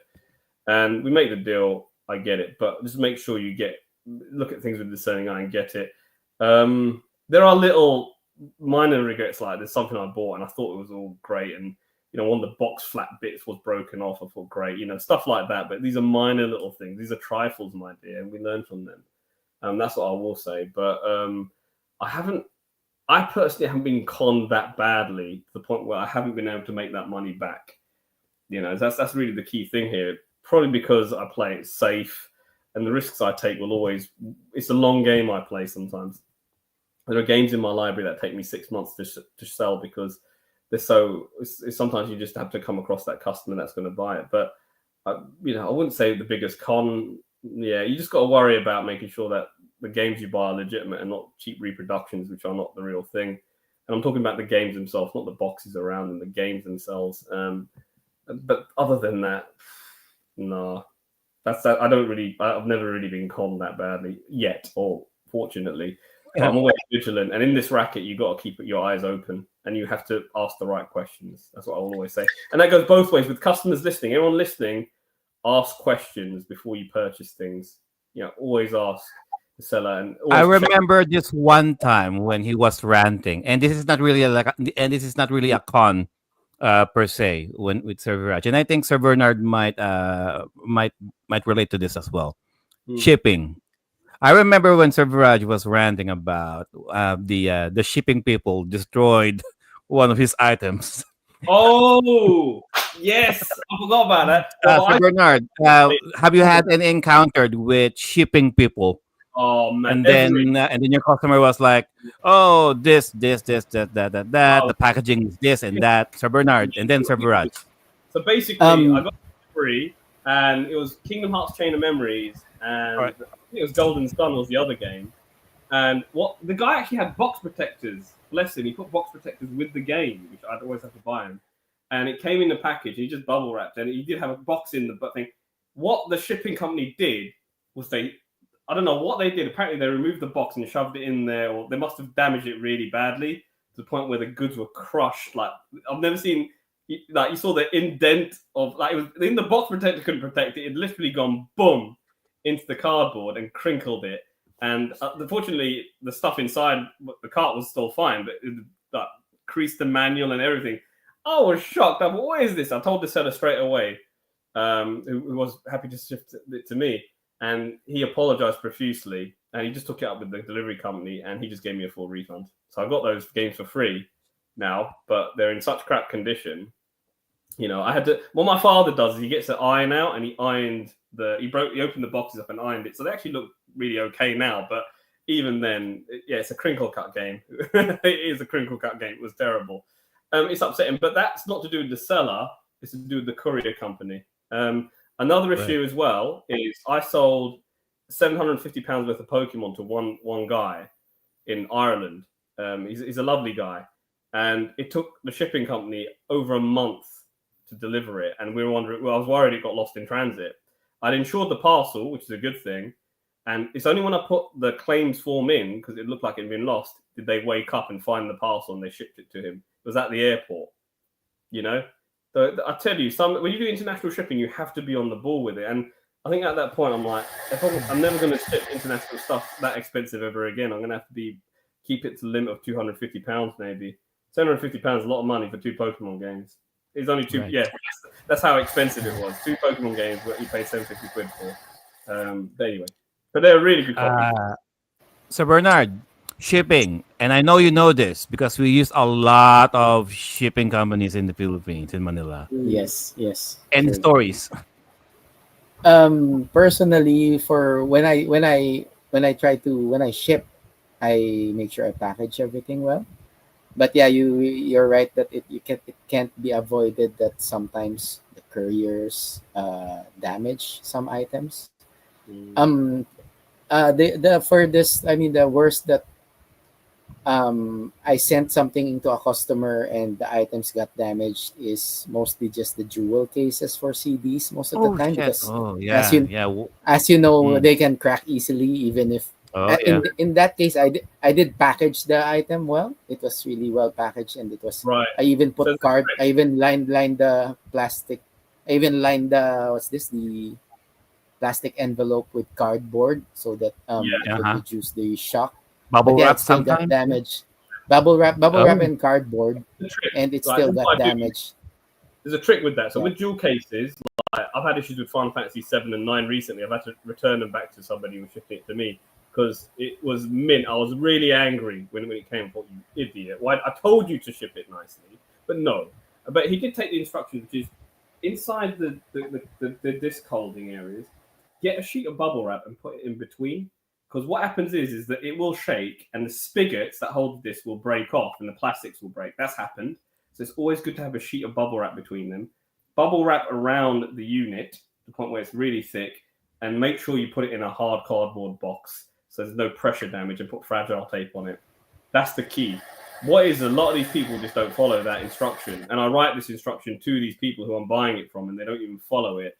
And then what happens, it comes and it's damaged. And it's a black label disc, not the platinum one, and they're these games sold in the millions. It's not a big deal, but even then, it is a big deal because you're still finding a scarce product. But there's a place in hell for people who damage video game boxes, and jewel cases like Dreamcast and PS1 games. They're becoming expensive to collect for because these cases are cracked, and some people don't want cracks on them. And cardboard boxes with Nintendo cardboard is worth a lot, and their formats are expensive because of how they're marketed, sadly. But yes, it does do my head in. Oh, Jamie O'Neill's here, so he's a friend of mine on the Facebook group. Momo made an interesting point about reproductions in the chat. He says, "Can you tell between an original and reproduction copy when you play it? Do they play the same?" Depending on the reproduction, not always. There's for example, there's somebody who bought a Final Fight Repro on Super Nintendo, plugged it in their Super Nintendo, turned it on, didn't work the first time. Switched it and turned it on the second time. So sometimes reproduction can be that bad. They're not, you'll notice it off the bat. Do they play the same? Yes, they probably will play the same. You'll never even really know the difference, if I'm being honest, to be blunt. But that's the point. The point is there's an original way, and that's it. And you might notice some discrepancies. I know. I mean, for Game Boy cartridges and Game Boy Advance cartridge, how can you tell original and a copy? And I knew this because the guys from Game Boy PH told me about this. Sir Bernard knows more about this. How can you tell, Sir Bernard? Yeah. Game Boy Advance and Game Boy cartridge. I learned this from you guys. For Game Boy Advance, I think the Mm. best way to determine if it's a bootleg is through the label. I mean, the bootleg labels are very bad, and most of the time you can see it. You can see that there's like white text, white background behind some of the text. So it's very easy. But yeah, there are times when people who sell bootlegs they take awful pictures of the items. So Mm. you have to be extra vigilant and ask for clearer pictures sometimes to see it. But yeah, most of the Mm. time when you have a really good close up picture of a Game Boy or Game Boy Advance game, you can see Mm. immediately if it's a bootleg or not. Yeah, Also, it's the label. Yeah, when you put it into the cartridge slot, you notice because the way the plastic rubs against the cartridge slot, you know that yeah, this isn't the right plastic. You know it's made of yeah. Chinesium. That's That's what true. the finest quality Chinesium they could find. You sort of know, you know it off the bat. So some of them is that obvious. Sometimes you look at the screw on the back of the cartridge. If it's a posi drive or a flathead, well not flathead, if it's like just Yeah, a posi drive or a, you know what I mean, like a Phillips screw to go in there, you know it's a fake because Nintendo use tri screwdrivers, don't they? Or they use the game bit holder for the other one with the 8 socket or whatever it is you have there. So you know off the bat it's obvious. Now they're becoming very realistic. They're very hard to find. With Pokemon, I think you know this with the Pokemon fourth generation, like Pokemon Black 2. If you shine like a light behind the cartridge, you see like a purple hue yes, around. You know about that one, and you know that a reproduction would have hard plastic, so that wouldn't look that way. So Pokemon is the most pirated game there probably is, as you know, as a reseller. So that's the one you have to keep an eye on. There you go. But yeah. yeah, you have to sort of know what you're buying. Yes, I know who you are, Momo. I know who you are. Right, you don't need to. Yeah. Because you're ignoring Momo. I'm not Don't ignoring ignore Momo. places. Um, but yeah, reproductions are obviously the biggest barrier as a reseller. You have to really have a discerning eye. It really can be a thing, and that's in terms of cons. We're going back to the question now that's asked. That's the biggest thing. Cons in terms of reproduction and making sure that games arrive on not damaged if you're getting a stock or it's not damaged or they're not hiding damage on the casing. Or I don't know. There's Right. no you're writing in the manual or torn manuals and stuff like that that they're hiding from you. All right. Now, the Uh, next question is going to be coming in from Miss Eileen, and it's a doozy. It gets to the heart of what we look at whenever we meet you guys in conventions or when we, when we see you selling stuff. Miss Eileen's question is, how do you decide on which games and from which platform you stock your inventory with? Very important question. Bernard. Um, as I mentioned, for me, I take mostly anything that I can get my hands on. But I do try to focus on Nintendo items because I'm really a Nintendo fan since I was very young, and I can say that I'm more of an expert when it comes to determining what's good and what what's bootleg and what's not for Nintendo items. It was only recently when I learned how to determine and how to properly detect bootleg or fake Sega Genesis games, for example. So, and I am learning mostly through other sellers in the cons. So, yeah, when it really comes to what I have in stock, I just get what I can. I'm not really that choosy, but I also mentioned that I mainly focus on games as well, and I don't tend to stock consoles or handhelds because yeah, I first off I don't really know how to repair items. I don't do soldering. I don't do. I mean, I did before, but currently in my current location, I cannot do much soldering. So yeah, mostly games, and I do try to test all of them. So I have a habit of trying to get at least a console for each of the items, for each of the type of games, so I can test them properly. So yeah, and I also describe to the best of my ability if there's any defects or any issues with the packaging, or I try to describe scratches for discs. So yeah, uh, I'm more or less I'm a I hardly see any Sega related games that Sir Bernard would put on his table or one of his posts. Well, let's face Not, I mean, I know for a fact he has a Sega Game Gear. I know for a fact he has a Mega Drive, but it. he's selling any Sega items. I hardly remember anything. Well, Like let's it's mostly uh, PlayStation and bef- Nintendo, really. yeah, let's face yeah, facts, Joe. before. The fact that Filipinos tend to be very Nintendo centric. That's generally how we grew up, and I think Yes. Bernard can say the same thing. That he's observed that a Mm, lot of Filipinos really come into the market looking for Nintendo stuff, right, Bernard? yes, and that's for us. I don't want to disclose my age, but for my generation, yeah, we all Millennium. grew up mostly on Lord. Nintendo, and and I'd say for the people younger than me, they also have more fondness for PlayStation. PlayStation, So yeah. Mhm. yeah, here in the Philippines in particular. So Yeah, those are the yeah, two big brands growing up in the Philippines. Yeah, Nintendo and yes, PlayStation. yes, It's kind of hard to yes. deviate from it because, well, like Bernard's, like Viraj says, you just have to adjust to the market that you're going to. You know. Mm, yeah, I All right, mean, that's now Viraj, how do you choose the games that you bring to the market when you I mean, make your? I'm very picky. I am Mm, picky because the way I look at it is, look, I'm paying. So for London, I pay £195 for a table that's 7 by 4 foot. translation, Joe, 195 pounds in Philippine pesos. Holy shit. You have to be ready with that calculator, Joe. let's say So about what 195 pounds would cost you almost 15k pieces. 15,000 pesos, Philippine pesos, 15,000, That's the one. give or in take. I buy. just for a table. So I know that I have what's it, a 7 by 4 foot, 1.5 foot table.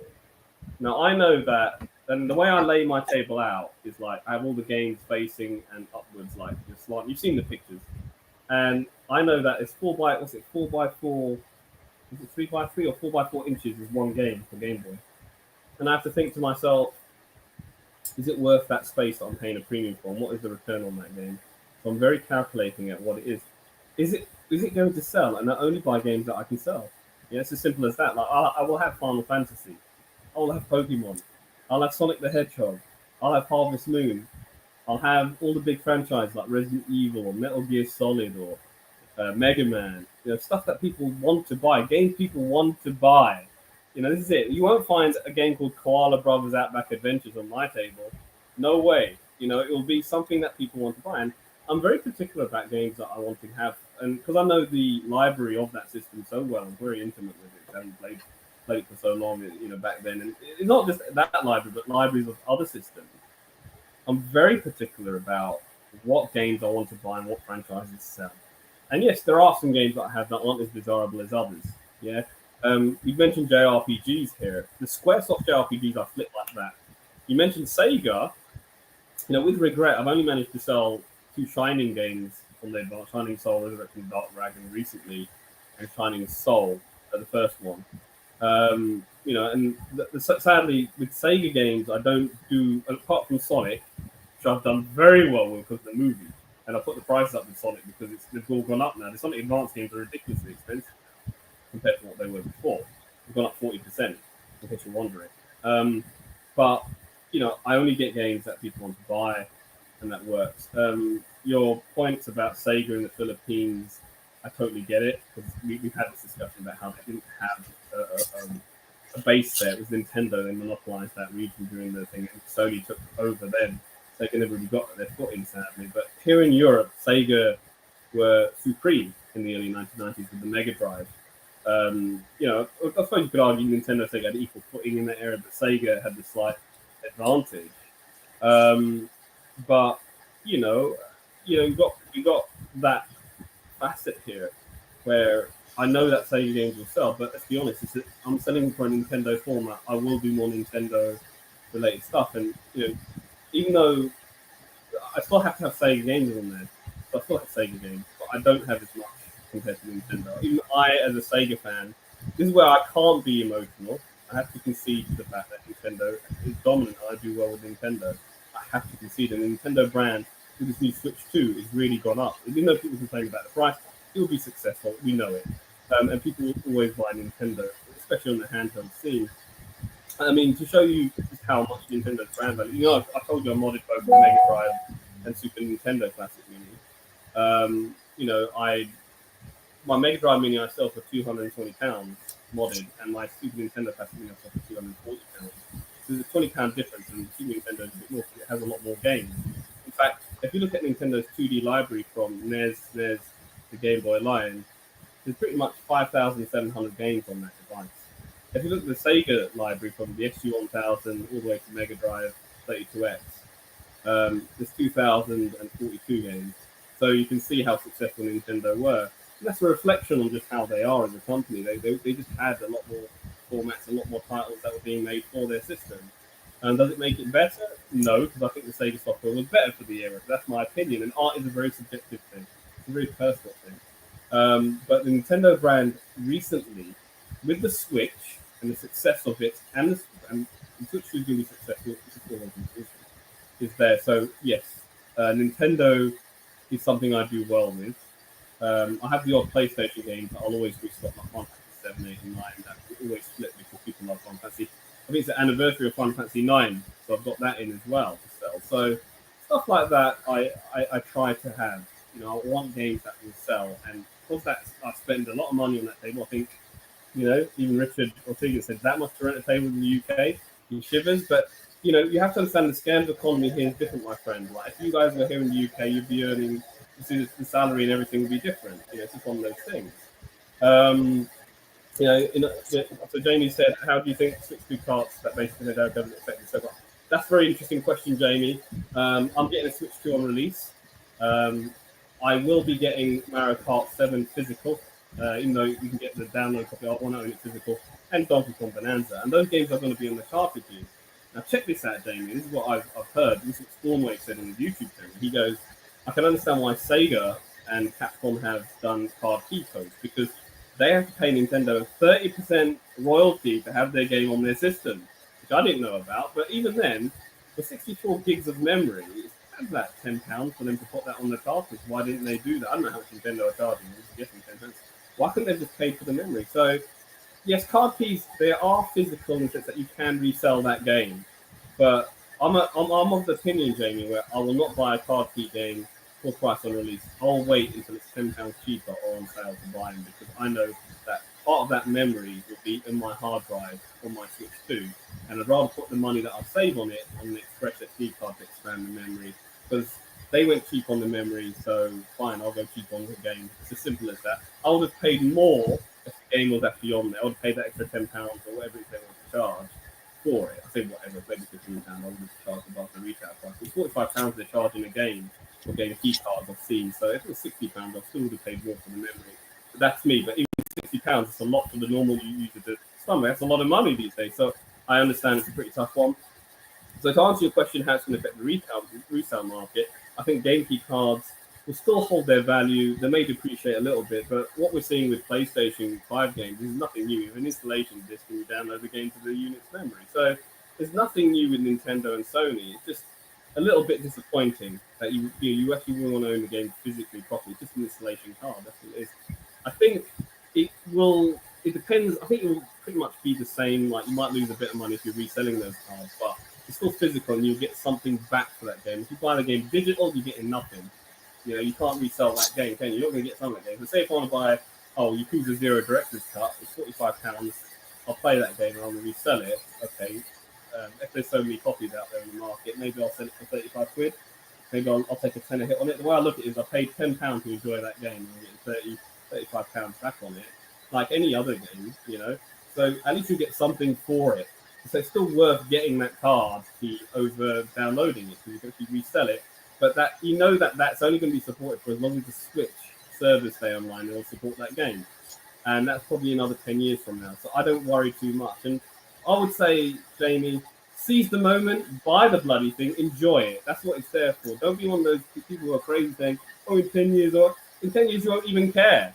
I've just mentioned earlier in this podcast how I was happy to sell these games that I've had for over 10 years that I've sat on my shelves, and I've never even played them since. You don't play them, they just sit there. They're just an ornament to a bygone era. 10 years is So, in Viraj's to Viraj's point, carpe diem, seize the day. you don't Just enjoy go and it. enjoy it. I mean, how many summers do we have left? How many summers do we have left to enjoy these in this world?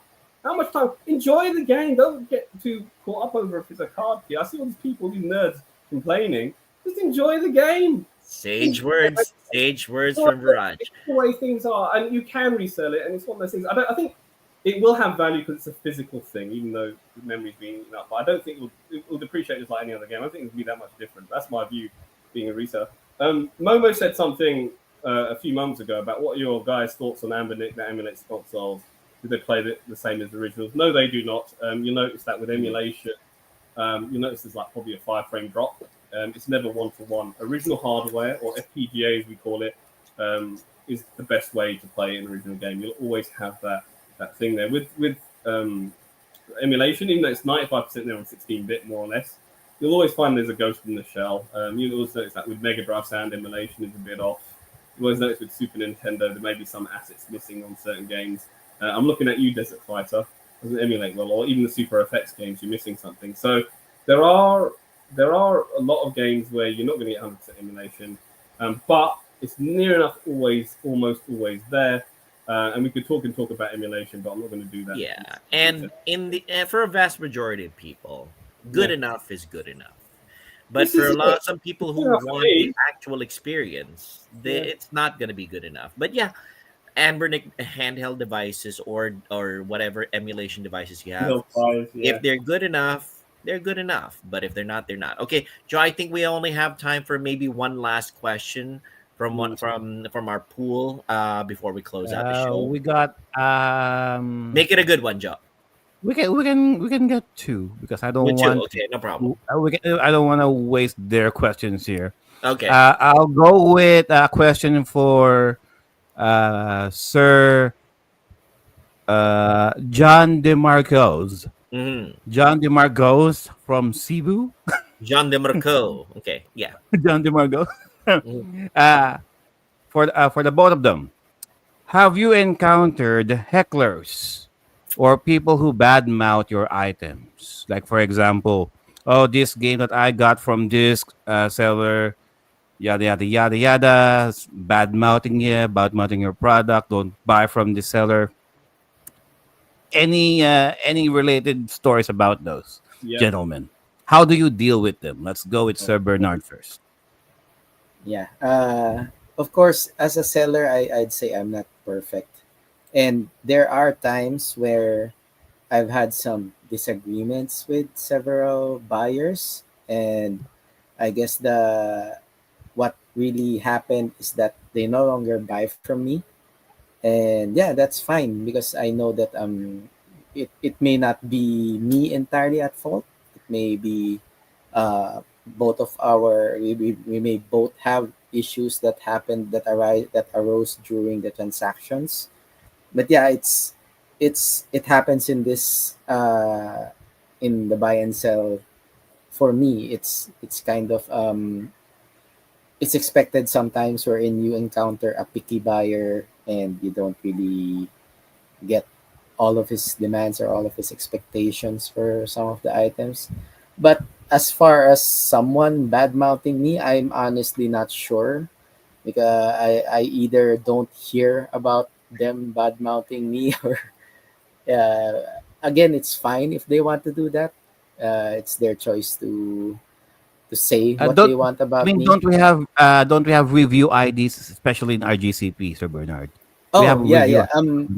Yeah, we do have. But so far, nobody has given me a bad review there.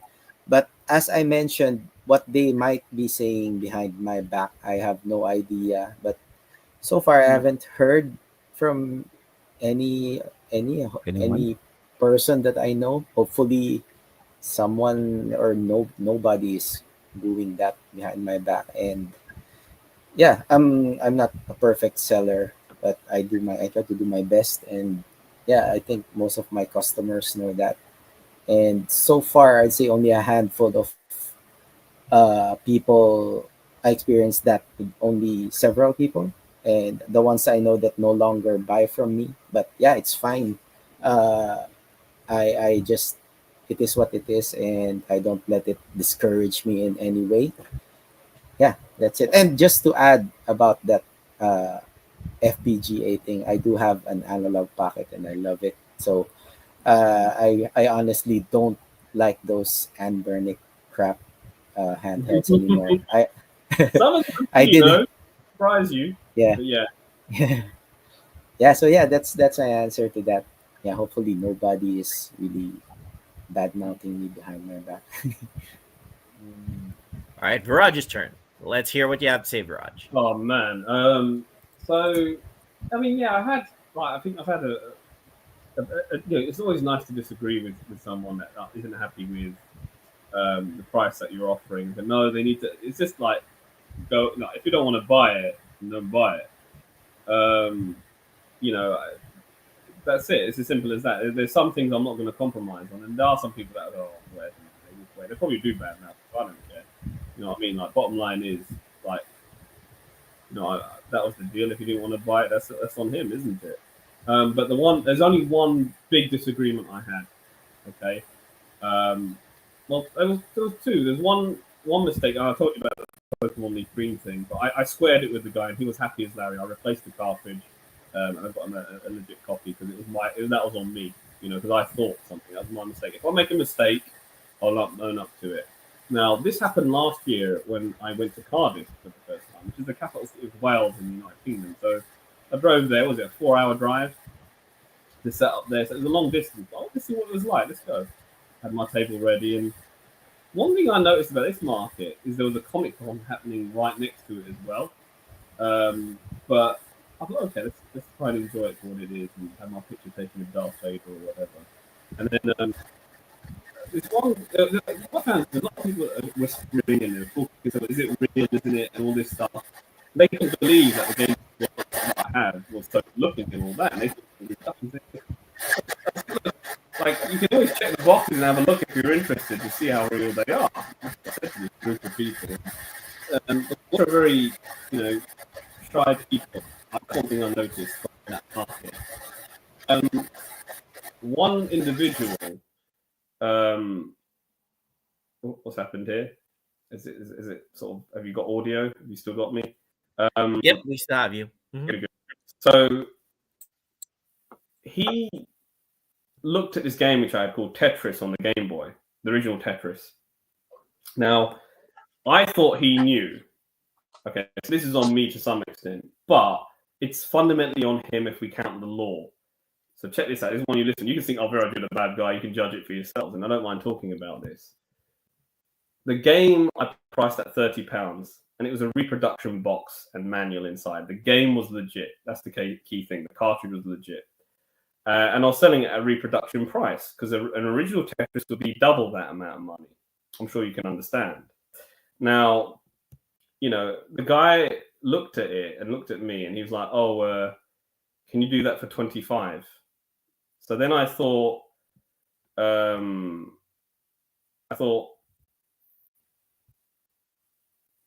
okay, he knows it's a reproduction. Okay. I thought, okay, yeah, sure, 25. And he had every opportunity to check the stock before he bought it. He gave me the 25 quid and he went and took it. Okay, great. Transaction done. Oh, can you hear me now? Or should I? Oh, can you hear me? Can you guys hear me clearly? Yep, you're good. You're good. Just Momo who can't hear me for whatever reason. Okay, maybe the connection's sped up now. Okay, so I sold it to him for £25. He's gone. He's taken it. This Welsh guy, and his name's Welsh GameCube Collector. He's got a lot of followers on Twitter. Okay, and he tried to. Basically, he bought the game and he realized it wasn't what he wanted because he then realized it was a reproduction. But I've gone now. I'm all the way back in London. I'm knackered. It's taken me 4 hours to drive back. I'm tired. All right, and I want to take the next day off to just sleep out and relax. It was a busy day, and I want to just relax. 2 days later, I look at my Twitter. So I don't always check my Twitter.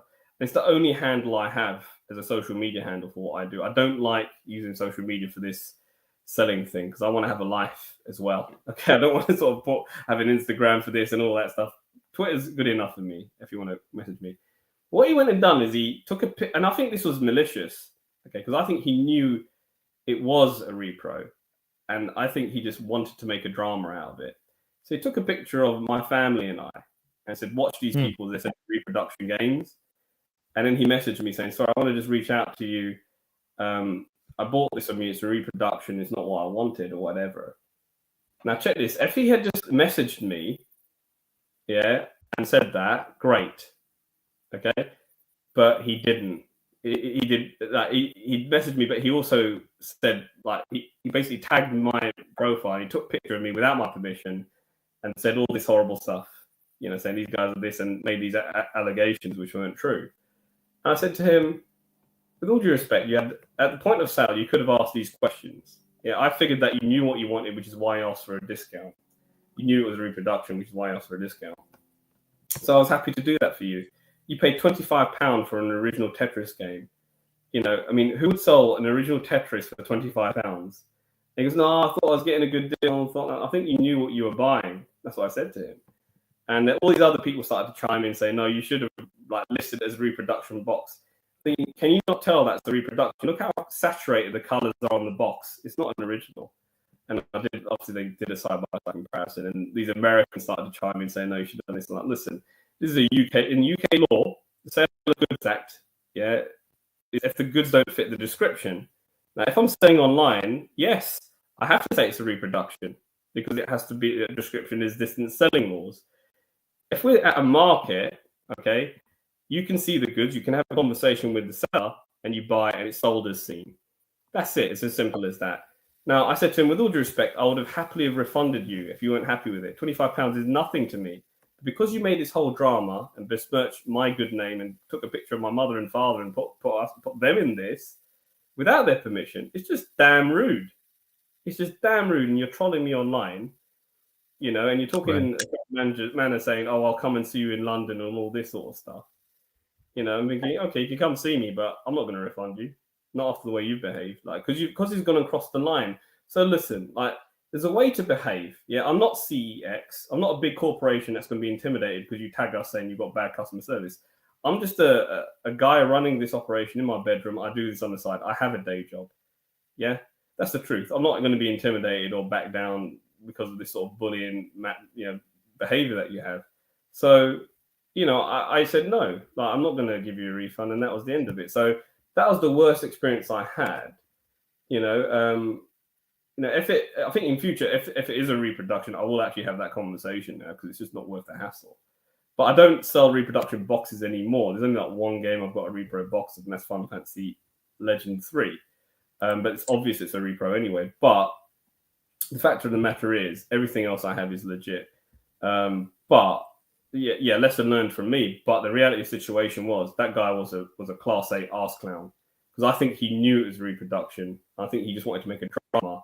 £25 is not a lot of money, and it's just not necessary to be behaved. He was also he might potentially be on the spectrum as well. And I don't want to sort of besmirch anyone who collects or whatever, but you can get people that are a little bit. All right. Viraj's audio is cutting in and out. We may have to have him double check his connection right now. But yeah, we're gonna go roll into the very last question of the episode, and this one comes from one of our valued members, Miss Hinu. All right, so Miss Hinu's, I guess it's a good way to wrap up the entire conversation. What's your advice for individuals who want to get into reselling? It's really the heart and soul of the matter. If you've listened to this discussion, if you want to hear, if you've listened to how these panelists have gone through their experiences, the natural question comes up: what's your advice for those individuals who want to get into reselling? All right, Bernard, what's your take on it? What's your advice to the younguns who want to dip their toes into selling their stock? I guess my first and only tip is to buy smart. research beforehand values, and if you think that you're going to if you intend to really just buy something purely for resale, then you it's best that you buy low and try to get as much profit from whatever you buy as possible. But if you're like me, who I personally, as I mentioned, I like to build my collection as I find stuff to resell. So of course, start small as well.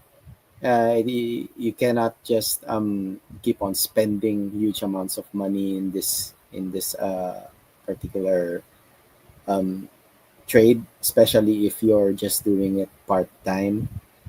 Uh, yeah, I guess it's also good to spend only what you can and not go overboard. I mean, don't drive yourself into debt just to buy items that you're going to sell purely for reselling. Yeah, All right. but Good sadly, advice. I Uh, think would you yeah, also would you also say, Sir Bernard, having a good customer care mindset would mm, also benefit you as well in the long run? yes, I do believe so because I also mentioned that I have some regular customers who if ever I have some items that I know they appreciate, like if I know someone collects SNES or Game Boy games, most of the time I go straight to that person and offer some of my new items, and yeah, they appreciate it if I do that. And of course, when it comes to after sales, I try to give warranty as well to whatever I sell. And I guess that's also why I try to avoid selling consoles as much as possible and handhelds because, as I said, I don't repair. I don't do repairs and I don't do soldering, anything that requires soldering. So software I can handle. So Viraj's I mean, hacking the minis to add games. That's really one thing that's also been very good for me when it comes to reselling. It's just that the mini systems are kind of hard to obtain here in Manila at the moment. But yeah, when I do get some on hand, it's best that you hack them so that you can get more profit out of them. So yeah, I guess the main tip I have is buy smart and just don't keep on buying items that you're not sure you're going to sell for profit. All right. Now, let's hear from Viraj. What's your advice to fledgling resellers who want to get into the market? Um, oof. I mean, it's always good to have some retail experience. Like, if you're not, and you have to have an outgoing personality. You can't be an introvert because half of it is conversations and talking to people. Half of it is just having that conversation. And there are, I mean, no disrespect to this community that we're in, there are some people that enter the games. A number of them are quite introverts and they don't have language skills. And I think we're living in an age now. Like when I grew up, there was no internet. You had to go out there and talk, and that was the thing. I think a lot of the kids these days have grown up. They've been locked in their homes and been playing video games, and they don't socialize as much. So it's a social skill you need. So yes, retail experience, having a social skill is very important as well to begin with.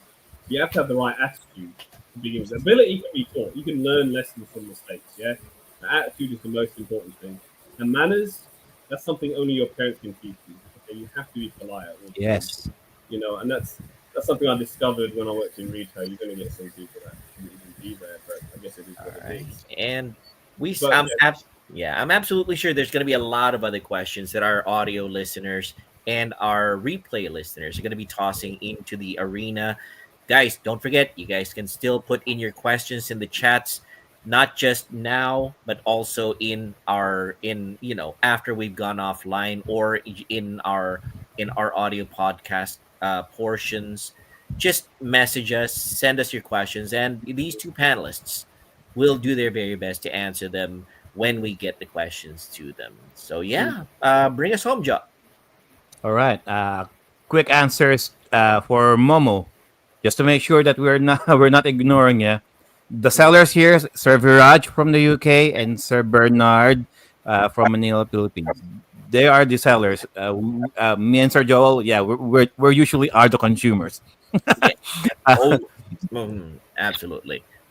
And as much as the investment or the starting budget in starting this kind of venture, well, depends if you're on site or online. Okay, if you're just doing this online, depends on what you're selling. Really, if it's on site, uh, where is it?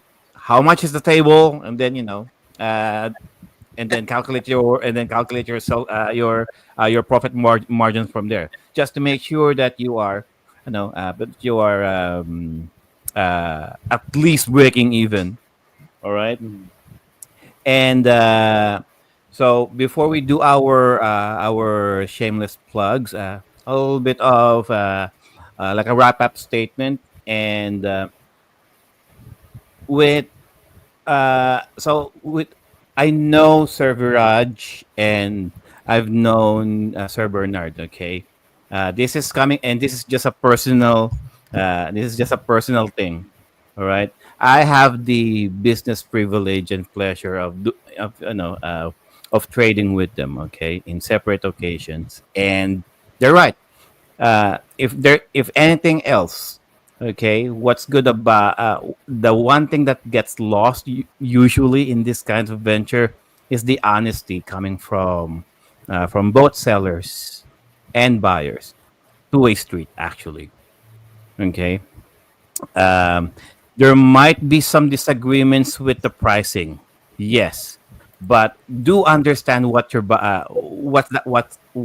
item is. There's always the law of supply and demand, of course.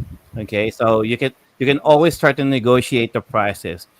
If you see a price and it's a little bit too steep, I learned this from these guys. Try to negotiate a little bit of a compromise. Will go a long way. Okay.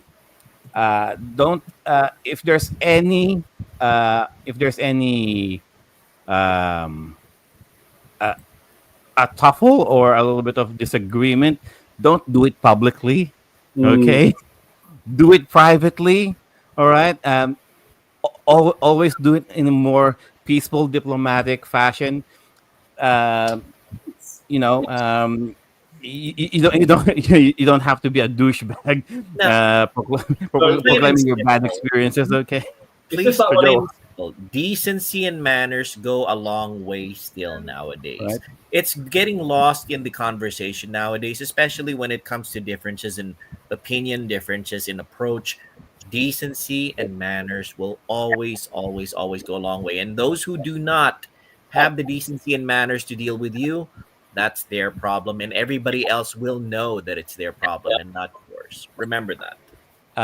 If if I'm going home to the Philippines, and Sir Bernard knows this, there are two places I would usually frequent if I have the time. Number one, going to Chairman Esteban's place.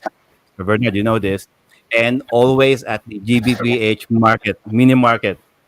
If they're all there during on a Sunday, I'm there. If Sir Joel is with me, I'll bring Sir Joel there with me. And Sir Viraj, if Sir Viraj was anywhere closer around my address, around my neighborhood, like I am there, like every week, like every chance, I will follow his ass like a sociopathic. God, yeah, because you know what? Here in Australia, we don't have any of these. Like resellers, mostly online, and I prefer on site rather than online. I really like looking at my games. Like I really like holding them because I at least then and there I can see what I'm buying. I can ask, is the thing complete? Is this real? Or at least I can calculate tax and shipping versus, oh, it's already in front of me, like Sir Joel mentioned earlier. You know what I mean, Sir Joel? In my case, yeah, definitely. When I visit London, when I visit the UK in general, I'm hunting down Viraj, and I'm definitely going to go through his stock and probably clear it out. I wouldn't be surprised. But yeah, that's generally what's gonna happen. And You don't yeah, buy me. You don't buy me out. I'll buy you out. Okay. That's what's gonna really? happen. Okay, we'll see. Like I said, Viraj accumulates money. Remember that, guys. But Oh, yes, in dear. general, we're talking to the resellers here who Yeah. have shown us their perspective on what they do when we go to them. And I hope this episode turned out to be educational for our audience, and we learned a little bit of learning. We learned a little bit about finding out what goes on the other side. It's a very good lesson to learn. Don't always just think of yourself. Think about what the other person is also Yeah. thinking about. Empathy, manners, good That is making conduct. me. Yeah, and that Yeah. is making me, man. So yes, empathy is also a very, very important thing. I All don't right. like shooting people down. I don't like shooting people down. I'll always say, look, I'm afraid I can't. I appreciate it's a lot of money, but I can only do this much. This is much I'll do. It's not a lot, but it's something I'm giving you. So it has to be within reason. I'll never be harsh or talk down to them because different people have different come from different scales of economy. We just had an early discussion in the chat as to how much I spend, and somebody in the Philippines saying, "Well, that's a lot of money," etc.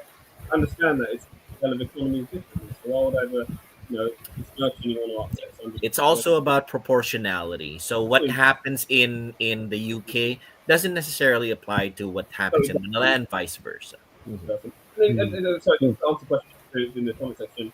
No, obviously, like, you're asking if they're from London. No, they're not. These are from an international audience for the Filipino retro gaming community. They've invited me. They call me Kuya Viraj. Yeah? I'm one of their adopted cousins. Yeah. But I'm from London. You've got someone from New York here, and you've got someone from the Philippines and someone from Australia. So it's an international audience that we have here. Yeah.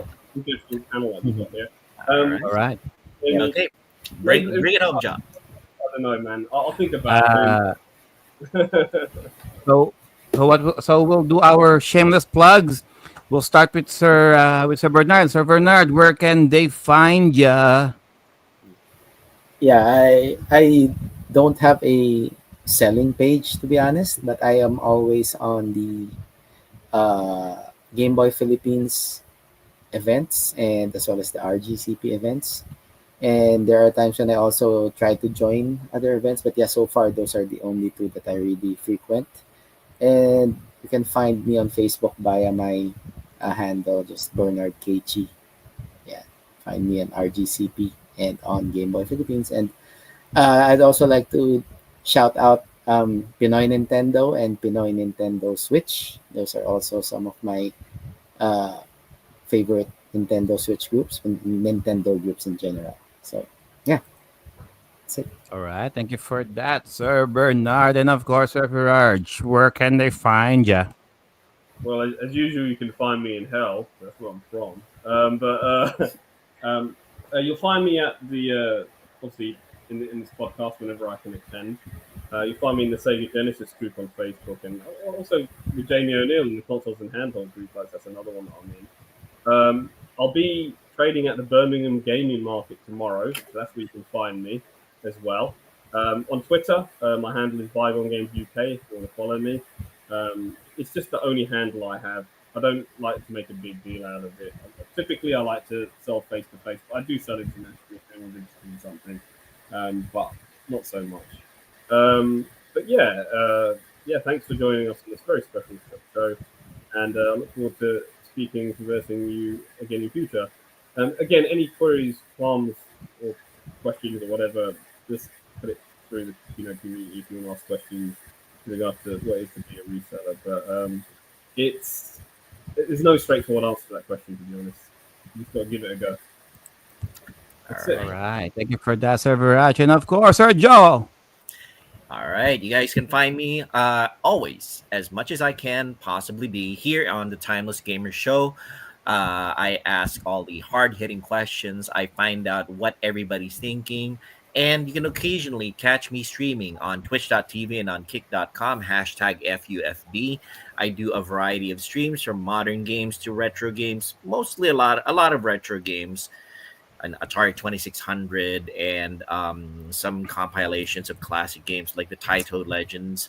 But yes, thanks so much for being here. Make sure you guys give us a follow, give us a like, or whatever it is on whatever platform you follow. And We'll catch you whenever we catch you, and every time here on Timeless Gamer Show. Talk to you, John. All right, thank you for that, Sir Joel. If you guys are planning to sell off your video games, put yourselves into the shoes of a very cautious buyer. Okay? You'll get your answer if you do that. All right. So, just a quick plug, of course.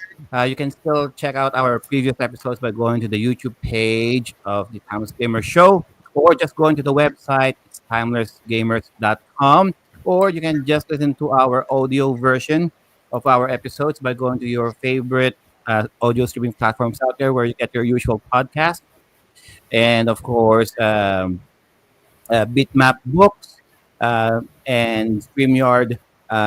You can check out the links down there in the description below. And of course, by going to the Facebook page or the official website of Shuffle Emporium for your trading cards, and anime related goodies. And of course, drop us your message, anything, insults, suggestions, what have you, by sending them to timelessgamers.show@gmail.com. That is timelessgamers.show@gmail.com. And that's it, guys. That's the episode for this week. Thank you all so much for staying this long. And on behalf of the Timeless Gamers crew, we extend our appreciation to Sir Bernard and, of course, Sir Viraj for doing this Thank episode with you. us. To you guys out there at the chat, thank you all so much. And as always, our games and our bodies may grow out of date, but our gaming experiences will forever remain. Hey, Timeless. All right. Enjoy the rest of the weekend, guys. See you next Sir week. Thank you. Viraj, Sir You Bernard, too. stay where you are. Everybody, Thanks for everyone having else, me. we'll see you next Bye. week. See you next week. Bye.